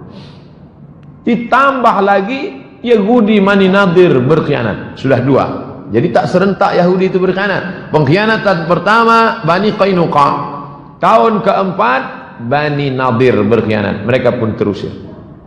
Bani Qainuqa sudah, Bani Nadir sudah, tinggal 2 Yahudi lagi, Bani Quraizah dengan Bani kampung Khaybar. Tahun kelima perang Khandaq. Khandaq artinya parit. Kenapa parit? Salman punya ide, ya Rasulullah, ya kami kalau di Persia perang tuh kami kali parit, dibuat paritnya dalam, lebar, kira-kira kuda tak bisa melompat. Oke lah, itu gali. Itu dalil ada pendapat orang Nabi tidak otoriter, Nabi tak diktator, pendapat orang diterima supaya kuda tak melompat. Disebut juga dengan perang Ahzab, partai-partai. Kenapa? Karena 4 partai bersatu. Partai Yahudi, partai kafir Quraisy, partai munafik Abdullah bin Ubay bin Salul, partai musyrik Madinah. 4 partai bergabung. Aliansi partai-partai. Jadi kalau sekarang pun partai-partai beraliansi, jangan terkejut, itu cerita lama. Berkhianat Bani Quraizah, komplit pengkhianatan Yahudi. Bani Qainuqa sudah, Bani Quraizah sekarang berkhianat, terusir dari Madinah. Tahun ke-6 ini nampak berita baru. Malam itu Nabi mimpi. Dia dalam mimpi itu nampaknya bersama sahabat masuk ke Masjidil Haram ramai-ramai, mencukur rambutnya. Pagi itu dia cerita, ya ashabi, hai para sahabat, ya tadi malam aku bermimpi kita rasanya masuk ke Masjidil Haram. Apa kata sahabat? Itu pertanda kita harus ke sana ya Rasulullah. Ayo kita ke Makkah. Itu beda sahabat Nabi dengan sahabat kita. Kalau sahabat kita, tadi malam aku bermimpi seolah-olah kita menaklukkan orang kafir. Alah, mimpi Ustaz aja itu, bunga-bunga tidur aja itu Ustaz. Kita harus ke Makkah. Maka Nabi pun pergi menuju Makkah. Berapa sahabat yang dia bawa? 1.500 sahabat. Tapi gagal masuk Makkah. Kenapa? Kafir Quraisy tak memberi izin. Maka muncullah apa yang disebut dengan perjanjian Hudaybiyah. Muhammad, ente belum bisa masuk, kami masih berkuasa. Kalau gitu kita janji. Oke, janji. Perjanjian Hudaybiyah. Hudaybiyah nama tempat. Balik dari situ, Nabi mulai berkirim surat. Ini salah satu surat Nabi. Bismillahirrahmanirrahim. Bismillahirrahmanirrahim. Min Muhammad Rasulullah. Min Muhammad Abdullah Rasulullah. Min Muhammad bin Abdullah Rasulullah. Ila Hirqal Azimur Rum. Ila ke Hirqal Heraklius Azimur Rum, penguasa Romawi. Salamun ala man ittaba'al huda. Selamat bagi siapa yang mengikuti hidayah. Tengok, dia tak pakai assalamualaikum. Kenapa tak pakai assalamualaikum? Karena tak boleh mengucapkan salam pada orang kafir. Amma ba'du. Amma ba'du ada tetap di ujung. Amma ba'du. Nah, ini stempel. Nabi tidak tanda tangan karena dia buta huruf. Di ujung ini stempelnya tulisannya Muhammad 3 baris. Stempel Nabi tulisannya 3 baris. Muhammad Rasul Allah. Di kelingking sebelah kanan Muhammad Rasulullah, langsung distempel. Pak RW kalau mau buat besok buat. Ada surat-surat. Jumpa di lampu merah pun bisa. Ini Pak surat mana? Nah, itu menunjukkan Nabi bukan ustadz kampungan, tapi dia adalah raja bilateral, multilateral. Hubungan negara sudah dibangun. Raja-raja dia kirim, raja Romawi, raja Persia, raja Jazirah Arab, raja semua dia kirim, mengajak masuk Islam. Dakwah dengan tulisan, dakwah dengan mulut sudah, dakwah dengan person sudah, dakwah dengan suku sudah, dakwah dengan tulisan. Yang nulisnya siapa? Sahabat Nabi. Tahun ke-7 Ammar bin As dan Khalid bin Walid masuk Islam. Jadi mereka masuk Islamnya belakangan, tapi jadilah daripada tak Islam sama sekali. Perang Khaybar komplit 4 Yahudi sudah. Yahudi Bani Qainuqa, Yahudi Bani Nadir, Yahudi Bani Quraizah, Yahudi Bani Khaybar. Yahudi Khaybar terusir. 91 orang mati syahid. Nabi menikahi Yahudi. Istri Nabi ada Yahudi satu, Sofiyah binti Huyai bin Akhtab. Ketika diundang ke Khaybar, Nabi diracun. Nama yang meracun Zainab bintil Haris. Nama suaminya Salam bin Mishkam. Kawan sahabat Nabi yang di sebelah makan langsung meninggal dunia. Ketika Nabi makan datang Jibril keluar. Nabi ingin, Allah ingin sahabat Nabi mati dalam keadaan syahid masuk surga. Diinterogasi si Zainab. Zainab, ya kenapa kamu racun Muhammad? Kata Zainab, aku mau ngetes dia Nabi asli apa Nabi palsu. Jahat Yahudi. Kemudian Nabi melaksanakan umrah tahun ke-7. Tahun ke-6 umrah Hudaybiyah gagal. Maka tahun ke-7 dia ganti dengan umrah qadha. 2.000 orang sahabat berhasil masuk. Tawaf, sa'i, tahallul, umrah qadha. Tahun ke-8 perang Ghazwah Mu'tah. 10 Ramadan tahun ke-8 Fathu Makkah. Nabi membebaskan kota Makkah. Ini yang paling ramai. Tahun ke-6 1.500. Tahun ke-7 2.000. Tahun ke-8 Nabi membawa 10.000 orang sahabat. Dan Nabi menetap di Makkah selama 19 hari. Kemudian dia melaksanakan umrah dari Ji'ranah. Makanya Bapak Ibu yang pergi umrah, ada 2 tempat niat Makkah. Yang pertama dari Tan'im, yang kedua dari Ji'ranah. Nabi dari Ji'ranah. Sampai ke Makkah, panglima perang dipimpin oleh sahabat Nabi, dia cabutkan pedangnya, Sa'ad bin Ubadah. Tahun ketiga kalian potong telinga sahabat kami, Hamzah bin Abdul Muttalib, kalian belah jantungnya. Sekarang kami datang dengan membawa pasukan 10.000. Hadza yaumul malhamah, ini hari balas dendam. Apa kata Nabi? Hadza yaumul malhamah, hadza yaumul marhamah, ini hari kasih sayang. Jadi jangan bayangkan Nabi datang membawa 10.000 pasukan lalu melampiaskan dendam kesumat. Tak ada. Nabi hanya menghancurkan berhala-berhala. Lata, Uzza, Manat, Hubal, Jibti, Taghut, Naham, hancur semuanya. Dan setelah Ka'bah bersih, Bilal naik ke atas Ka'bah. Naik Bilal ke atas, azan. Bilal yang dulu diejek, Nabi ingin menunjukkan, dulu kalian mengejek Bilal, dulu kalian menjemur Bilal. Ini dia orangnya. Bilal mengumandangkan azan di atas. Ketika mereka melihat Bilal, apa kata orang kafir musyrik? Berbisik, untung ayahku sudah mati sehingga tidak melihat burung gagak azan. Bilal hitam. Kenapa yang hitam itu? Kenapa yang tidak diajaknya Ali? Kenapa tak Ali yang azan? Kenapa tidak sahabat yang putih? Nabi ingin menunjukkan inilah Islam, tidak melihat warna kulit orang. Nabi mengangkat derajat sahabat dan menetap Nabi di sana selama 19 hari. Tahun ke-10 mulai, inilah naiknya, puncak naiknya Islam. Tahun ke-8 bebas kota Makkah. Tahun ke-10 tahun utusan-utusan, 16 utusan-utusan. Ini diutus ke sini, diutus ke sini, diutus ke sini. Ali bin Abi Thalib diutus ke Najran. Karena orang sudah mulai gentar, takut. Sebagiannya beriman, sebagiannya masih bertahan. Tapi Nabi mengutus, maka disebut dengan Amul Wufud. Tahun ke-10 Haji Wada. Satu riwayat menyebut 114.000. Tapi riwayat ini menyebut, coba lihat, arba'ah wa arba'un alfan minan nas. Mi'at 100, arba'ah wa arba'un 44.000. 144.000 jamaah. Disitulah Nabi menyampaikan khutbah Haji Wada. Ini isi khutbah Haji Wada. Haji Wada. Saat itu ada satu ucapan Nabi yang terucap. Apa kata Nabi? Inni la adri, aku tak tahu. La'alli la alqakum, mungkin aku tak akan jumpa lagi dengan kalian. Ba'da ami haza, setelah tahun ini. Bihadzal mauqif, di tempat ini, abadan. Nabi naik ke atas Jabal Rahmah. Sahabat berkeliling, jumlahnya 144.000 menurut riwayat ini. Menurut Imam Abu Zur'ah, semua sahabat Nabi 114.000.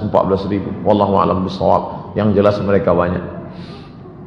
Ada ucapan Nabi yang diingat sahabat setelah meninggal. Inni la adri, aku tak tahu. La alqakum ba'da ami, mungkin kita setelah ini tak jumpa lagi. Memang betul-betul tak jumpa. Itulah haji terakhir. Maka disebut dengan Haji Wada. Wada, selamat tinggal, habis.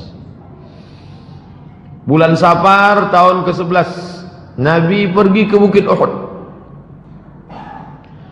Haji Zulhijjah, Muharram, Safar. Bulan Safar pergi dia ke Bukit Uhud. Fasalla ala syuhada, dia mendoakan yang ada di Bukit Uhud. Allahumma fir lahum warhamhum. Kal muwaddi, seperti orang mau pergi jauh. Lil ahya, pada orang yang hidup dan yang mati. Seperti selamat tinggal ya, selamat tinggal. Tsumman sarafa ilal mimbar, setelah pulang dari Bukit Uhud, dia naik ke atas mimbar. Apa kata dia? Inni faratul lakum. Naik ke atas mimbar, aku siap memberikan syafaat untuk kamu kalian. Wa ana syahid, aku nanti akan menjadi saksi. Wa inni wallahi, saat dia di atas mimbar itu, nanti bapak, ibu, adik-adik yang pergi umrah tengok mimbar di mihrab Nabi, di sampingnya ada mimbar. Disitulah Nabi tegak. Apa kata Nabi? Wa inni, dan aku wallahi demi Allah, la anzur ila haudi, aku sekarang melihat telaga. Tak masuk akal. Dia kan sedang tegak di mimbar. Kata dia, aku sekarang sedang melihat telaga. Dia sedang berada dalam dua dimensi. Telaga padang mahsyar. Itulah yang disebut dengan telaga Muhammad. Siapa yang minum di situ tak akan haus untuk selamanya. Mudah-mudahan kita mendapatkannya insyaallah. Amin ya Allah. Wa inni u'titu mafatih khazainul ard. Aku sudah diberikan kunci-kunci segala muka bumi ini. Mafatihul ard. Wa inni wallahi ma akhafu alaikum an tusyriku ba'di. Aku tak khawatir kalian syirik. Aku tak pernah khawatir kalian syirik sesudah aku mati. Lalu yang dikhawatirkannya apa? Walakinni akhafu alaikum an tanafasu fiha. Yang aku khawatirkan adalah kalian memperebutkan dunia. Betul. Yang dia ucapkan ini bukan bohong, bukan dongeng. Kalian menguasai dunia. Islam menguasai dunia. Mana yang tak dikuasai Islam? Sekarang orang-orang Islam sudah sampai bahkan bisa menjadi wali kota di Eropa. Orang Islam menguasai Konstantinopel, dikuasai. Nampaknya saat dia berada di situ, dia bisa melihat bahwa Konstantinopel akan dikuasai Islam, Mesir akan dikuasai Islam. Padahal saat itu belum. Aku sudah melihat kalian akan berkuasa. Aku tak takut kalian musyrik. Yang kukhawatirkan adalah kalian akan berebut dunia. Malamnya dia pergi ke Baqi, bulan Safar ini. Wa kharaja lailah, malamnya dia pergi ke Baqi, ini pemakaman Baqi. Apa kata dia? Assalamualaikum ya ahlal maqabir, liyahna lakum ma asbahtum fih. Assalamualaikum wahai penghuni kubur, semoga kalian merasakan lebih ringan daripada yang dirasakan orang lain. Fitnah-fitnah telah datang seperti sepotong malam yang gelap, yang akhirnya mengiringi yang awal, yang akhir nanti jauh lebih buruk daripada yang awal. Fitnah Abu Jahal, fitnah Abu Lahab, fitnah kafir, fitnah. Tapi yang di akhir nanti lebih mengerikan. Dia sudah bercerita bahwa kita akan mengalami perkara-perkara yang lebih dahsyat, yang luar biasa. Apa kata dia? Inna bikum lahiqun, insyaallah kami menyusul kamu. Siangnya pergi dia ke Uhud, malamnya pergi dia ke Baqi ziarah. Senin 29 Safar. Pada tanggal 29 Safar Nabi mengantar jenazah ke pemakaman Baqi. Dalam perjalanan pulang sakit kepalanya. Falamma raja'a, ketika pulang wa huwa fit tariq aqadau sudah sakit kepala. Wattaqadil hararah, panasnya tinggi, suhu panasnya naik. Sampai panasnya terasa di atas kepala. Di bantal itu kalau dia duduk terasa panas, saking panasnya suhu badan Nabi sallallahu alaihi wasallam. Tapi Nabi tetap salat selama sakitnya itu berjamaah 11 hari. Tetap salat berjamaah. Panas pun tubuhnya, tetap dia datang salat berjamaah. Salat berjamaah, salat berjamaah, salat berjamaah. Pekan terakhir, sakitnya makin menjadi-jadi. Rasulullah dibawa ke rumah Aisyah.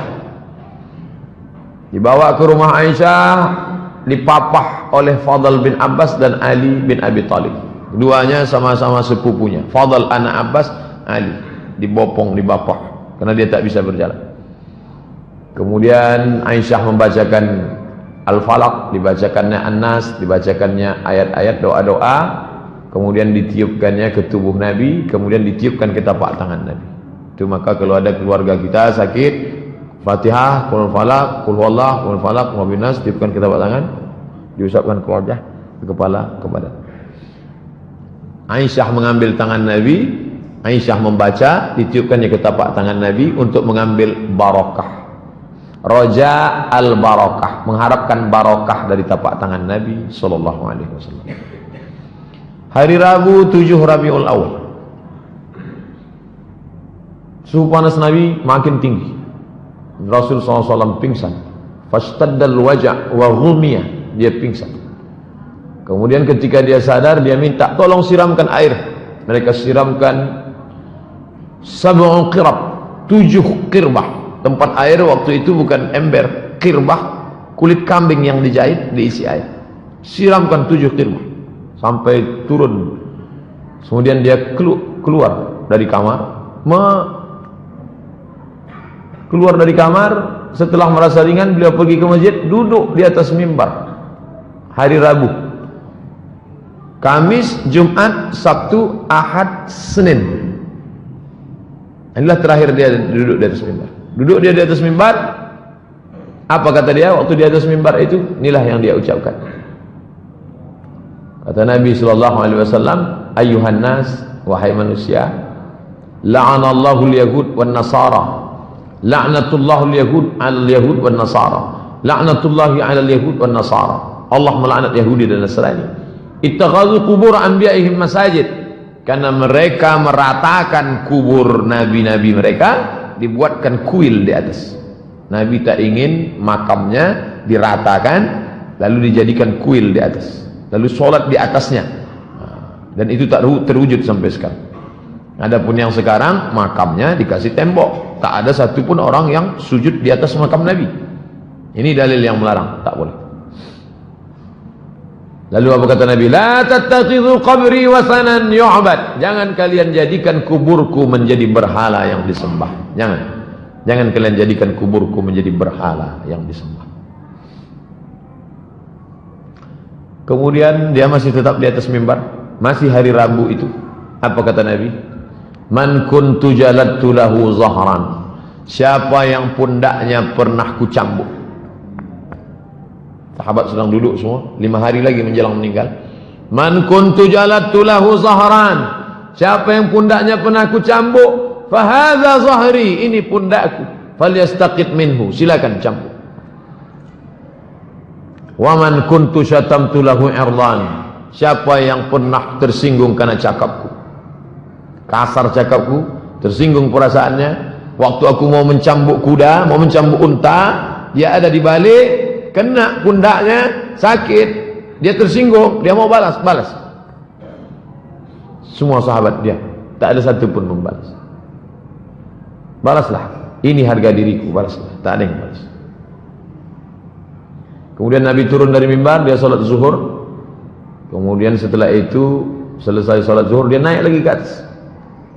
Kemudian ketika dia sedang duduk di atas mimbar, datang seorang laki-laki. Apa kata laki-laki itu?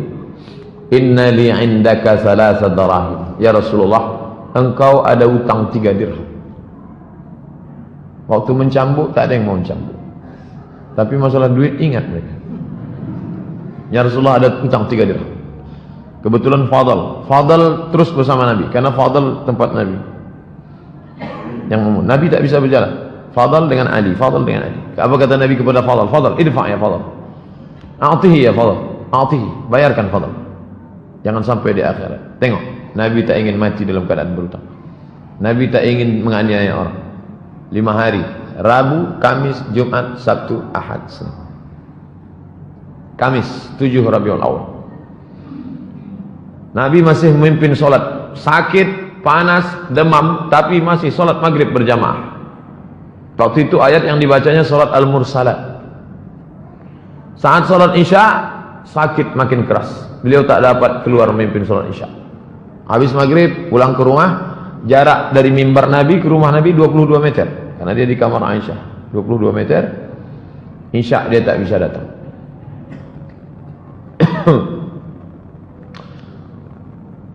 Isya makin parah sakitnya. Aisyah, Nabi berkata, "Oh salat nas?" Ditanyanya Aisyah sama sahabat, "Apakah mereka sudah salat?"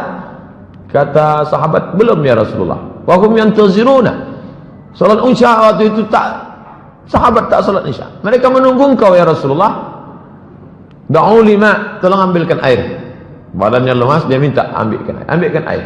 Mereka bawakan air, faghtasala, mandi dia. Dia mau pergi, tapi ketika mau pergi fa'ughmiya, pingsan. Tak jadi dia salat Isya. Tsumma afaqa, ketika dia sudah sadar, ditanyanya, "As-sallan nas?" Sudah salat Isya mereka? Belum, mereka menunggu engkau ya Rasulullah. Mereka tak mau salat kalau tidak diimami Nabi. Wa waqa'a thaniyan wa sadisan, 3 kali sampai begitu. Minta air, pingsan. Tak jadi. Sampai akhirnya inilah pertama kali Abu Bakar memimpin salat. Salat yang pertama kali dipimpin Abu Bakar adalah salat Isya. Pada hari Kamis 7 Rabiul Awal. Abu Bakar, aku nampaknya tak bisa, engkaulah salat. Tertunda lama salat Isya sampai tengah malam, maka Abu Bakarlah yang memimpin salat. Abu Bakar memimpin salat sebanyak 17 kali. Isya hari Kamis sampai subuh hari Senin. Karena Nabi meninggalnya duha menjelang zuhur. Kamis, Isya, Jumat, Sabtu, Ahad, Senin. Dihitung total 17 kali salat. Hari Sabtu 10 Rabiul Awal, Nabi mau keluar untuk salat zuhur. Tetap juga dia mau salat berjamaah.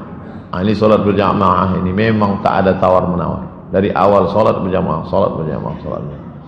Padahal Abu Bakar sudah ditugaskannya, tetap juga dia datang. Falamma ra'ahu Abu Bakar, salat zuhur hari Sabtu, ketika Abu Bakar melihat Nabi datang, Abu Bakar ingin mundur ke depan. Nabi mengatakan, "Tidak, tetap engkau Abu Bakar." Lalu kemudian Nabi mengatakan, ajlisani ila jambi, dudukkan aku di samping Abu Bakar. Tetap dia salat dan duduk di samping Abu Bakar Siddiq. Hari Sabtu, hari Ahad, Rabu, Kamis, Jumat, Sabtu, Ahad. Hari Ahad 11 Rabiul Awal.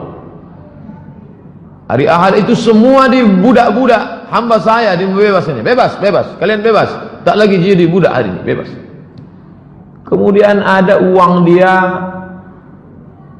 6 atau 7 dananir, 7 atau 6 atau 7 dinar.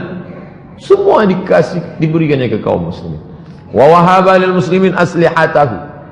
Pedang, tombak, dia berikan semua. Semua senjata-senjata dia berikan semua. Baju besinya tak dia berikan, karena baju besinya tergadai di tangan orang Yahudi. Dia meminjam 30 sok gandum, 30 kali 3 kilo, 90 kilogram gandum. Masih ada utang Nabi SAW. Yang berperang dapat 100 miliar itu, kemana hartanya? Habis dia bagikan untuk fakir miskin. Nabi tidak miskin, Nabi tidak melarat. Nabi adalah orang kaya yang dermawan dan low profile. Subuh Senin tanggal 12 Rabiul Awal, Nabi tegak, lalu dia singkapkan tirai kamar. Di sini posisi imam, di sini posisi mimbar, di situ posisi kamar Nabi. Lalu Nabi membukakan tirai. Dia tengok kaum muslimin mau salat subuh. Kasyafa satra hujra Aisyah, dia buka tirai kamar Aisyah. Dia tengok mereka mau salat subuh. Summa tabassam, senyum dia. Senyum dia melihat salat subuh. Lalu kemudian mereka menyangka Nabi akan ikut salat bersama mereka, karena mereka melihat Nabi tegak. Nampaknya Nabi akan ikut salat. Tapi kemudian rupanya Rasul memberi aba-aba dengan tangannya, pertanda lanjutkan salat kalian. Dia tak bisa tegak, dia tak bisa untuk berjalan ikut salat. Lanjutkan salat. Dia salat di kamar. Lalu kemudian Rasul SAW balik menutup tirai. Subuh hari Senin Nabi tidak salat bersama sahabat, tapi dia salat di kamar Aisyah. Waktu duha Nabi memanggil Fatimah. Dia panggilnya Fatimah. Lalu kemudian dia berbisik di telinga Fatimah. Fatimah tersenyum. Bisiknya pertama, Fatimah menangis. Bisiknya, Fatimah tersenyum. Aisyah bertanya, apa yang dibisikkannya Fatimah? Sarani, tadi dia berbisik. Fa akhbarani, dia katakan, anni awwalu ahlihi yattabi'u. Sarani, dia berbisik pertama kali, annahu yuqbadu fi waj'ihi alladhi tufiya fihi. Kata dia, ini sakitku ini tak lama lagi wahai Fatimah, dan aku akan mati. Maka menangis Fatimah. Fa bakaitu, lalu aku menangis. Summa sarani, berbisik dia yang kedua kali, dia beritahukan kepadaku, awwalu ahlihi, aku adalah orang pertama yang akan menyusul dia nanti.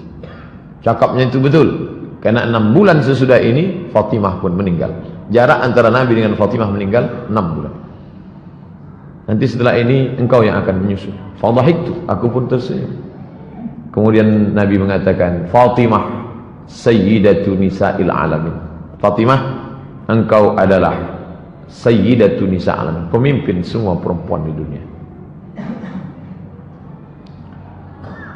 Lalu kemudian Fatimah menengok Nabi sangat sakit. Maka Fatimah mengatakan, wa qarab abah, oh alangkah sakitnya ayahanda. Apa kata Nabi? Laisa ala abika kurabun ba'dal yaum.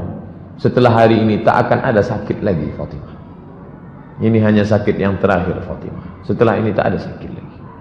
Kemudian Nabi memanggil Hasan, panggilnya Husain, faqabbalahuma, dipeluknya Husain, diciumnya Hasan, diciumnya Husain, wa awsa bihima khairan, sampaikannya berita pesan yang baik-baik, wa da'a azwajahu, kemudian dia sampaikan nasihat-nasihat yang baik-baik. Sakit Rasulullah SAW semakin parah. Lalu kemudian kata Nabi kepada Aisyah, apa kata dia? Ya Aisyah, wahai Aisyah, ma azalu ajidu alamat ta'am, terasa di dalam sakitnya makanan yang kumakan waktu di Khaybar. Ini dalil bahwa dia mati diracun. Yang meracunnya adalah Zainab, istri Salam bin Mishkam.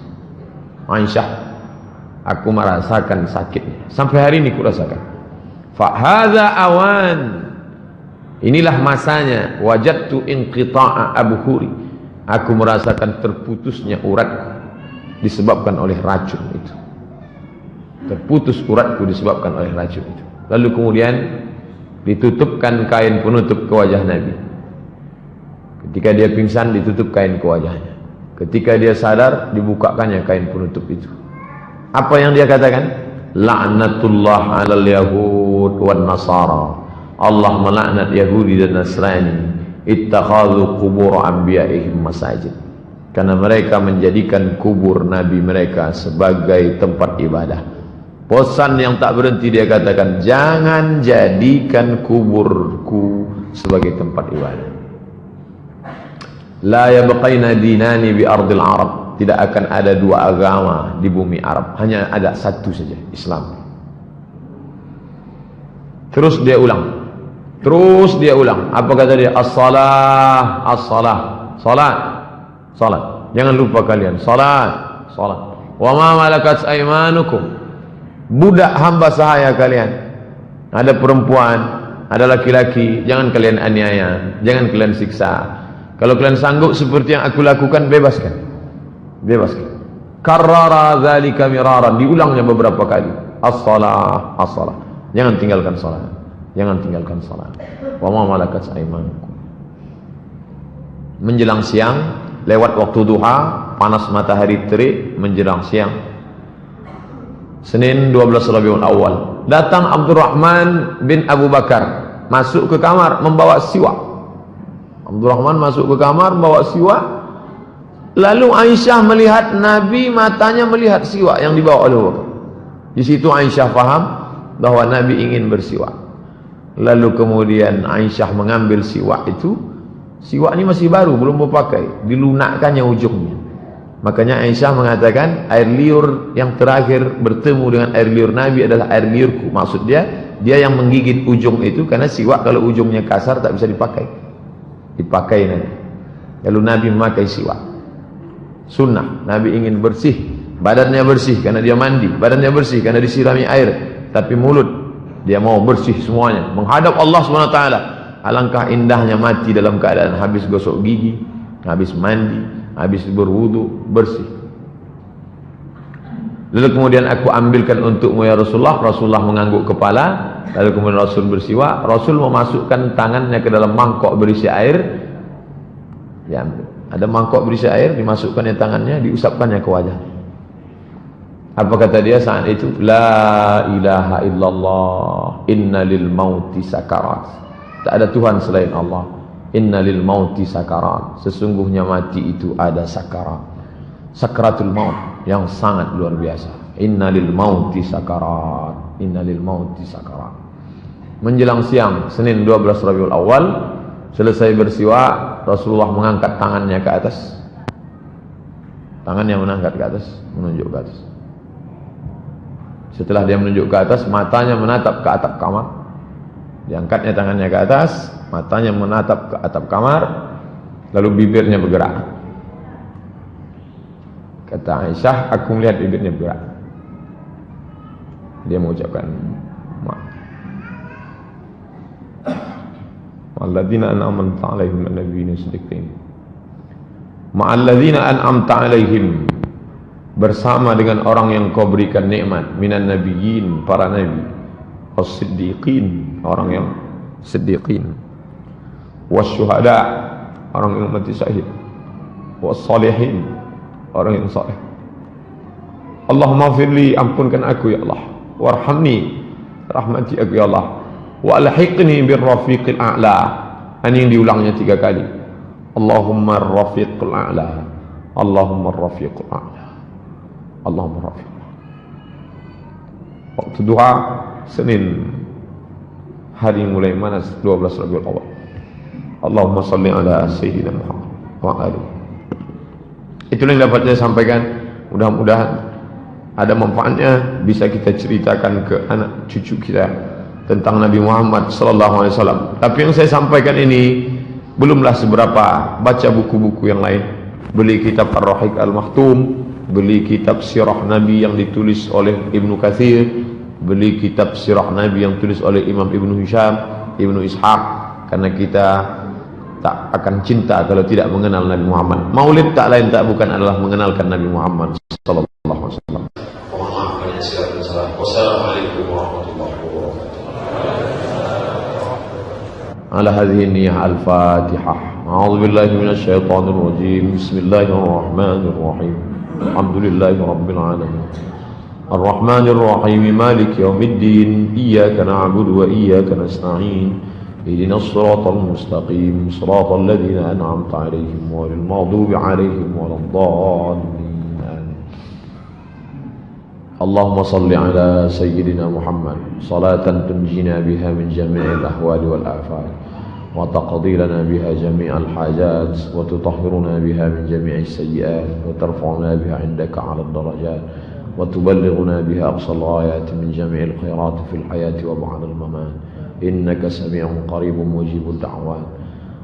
ربنا هب لنا من الصالحين ربنا هب لنا من لدنك ذرية طيبة.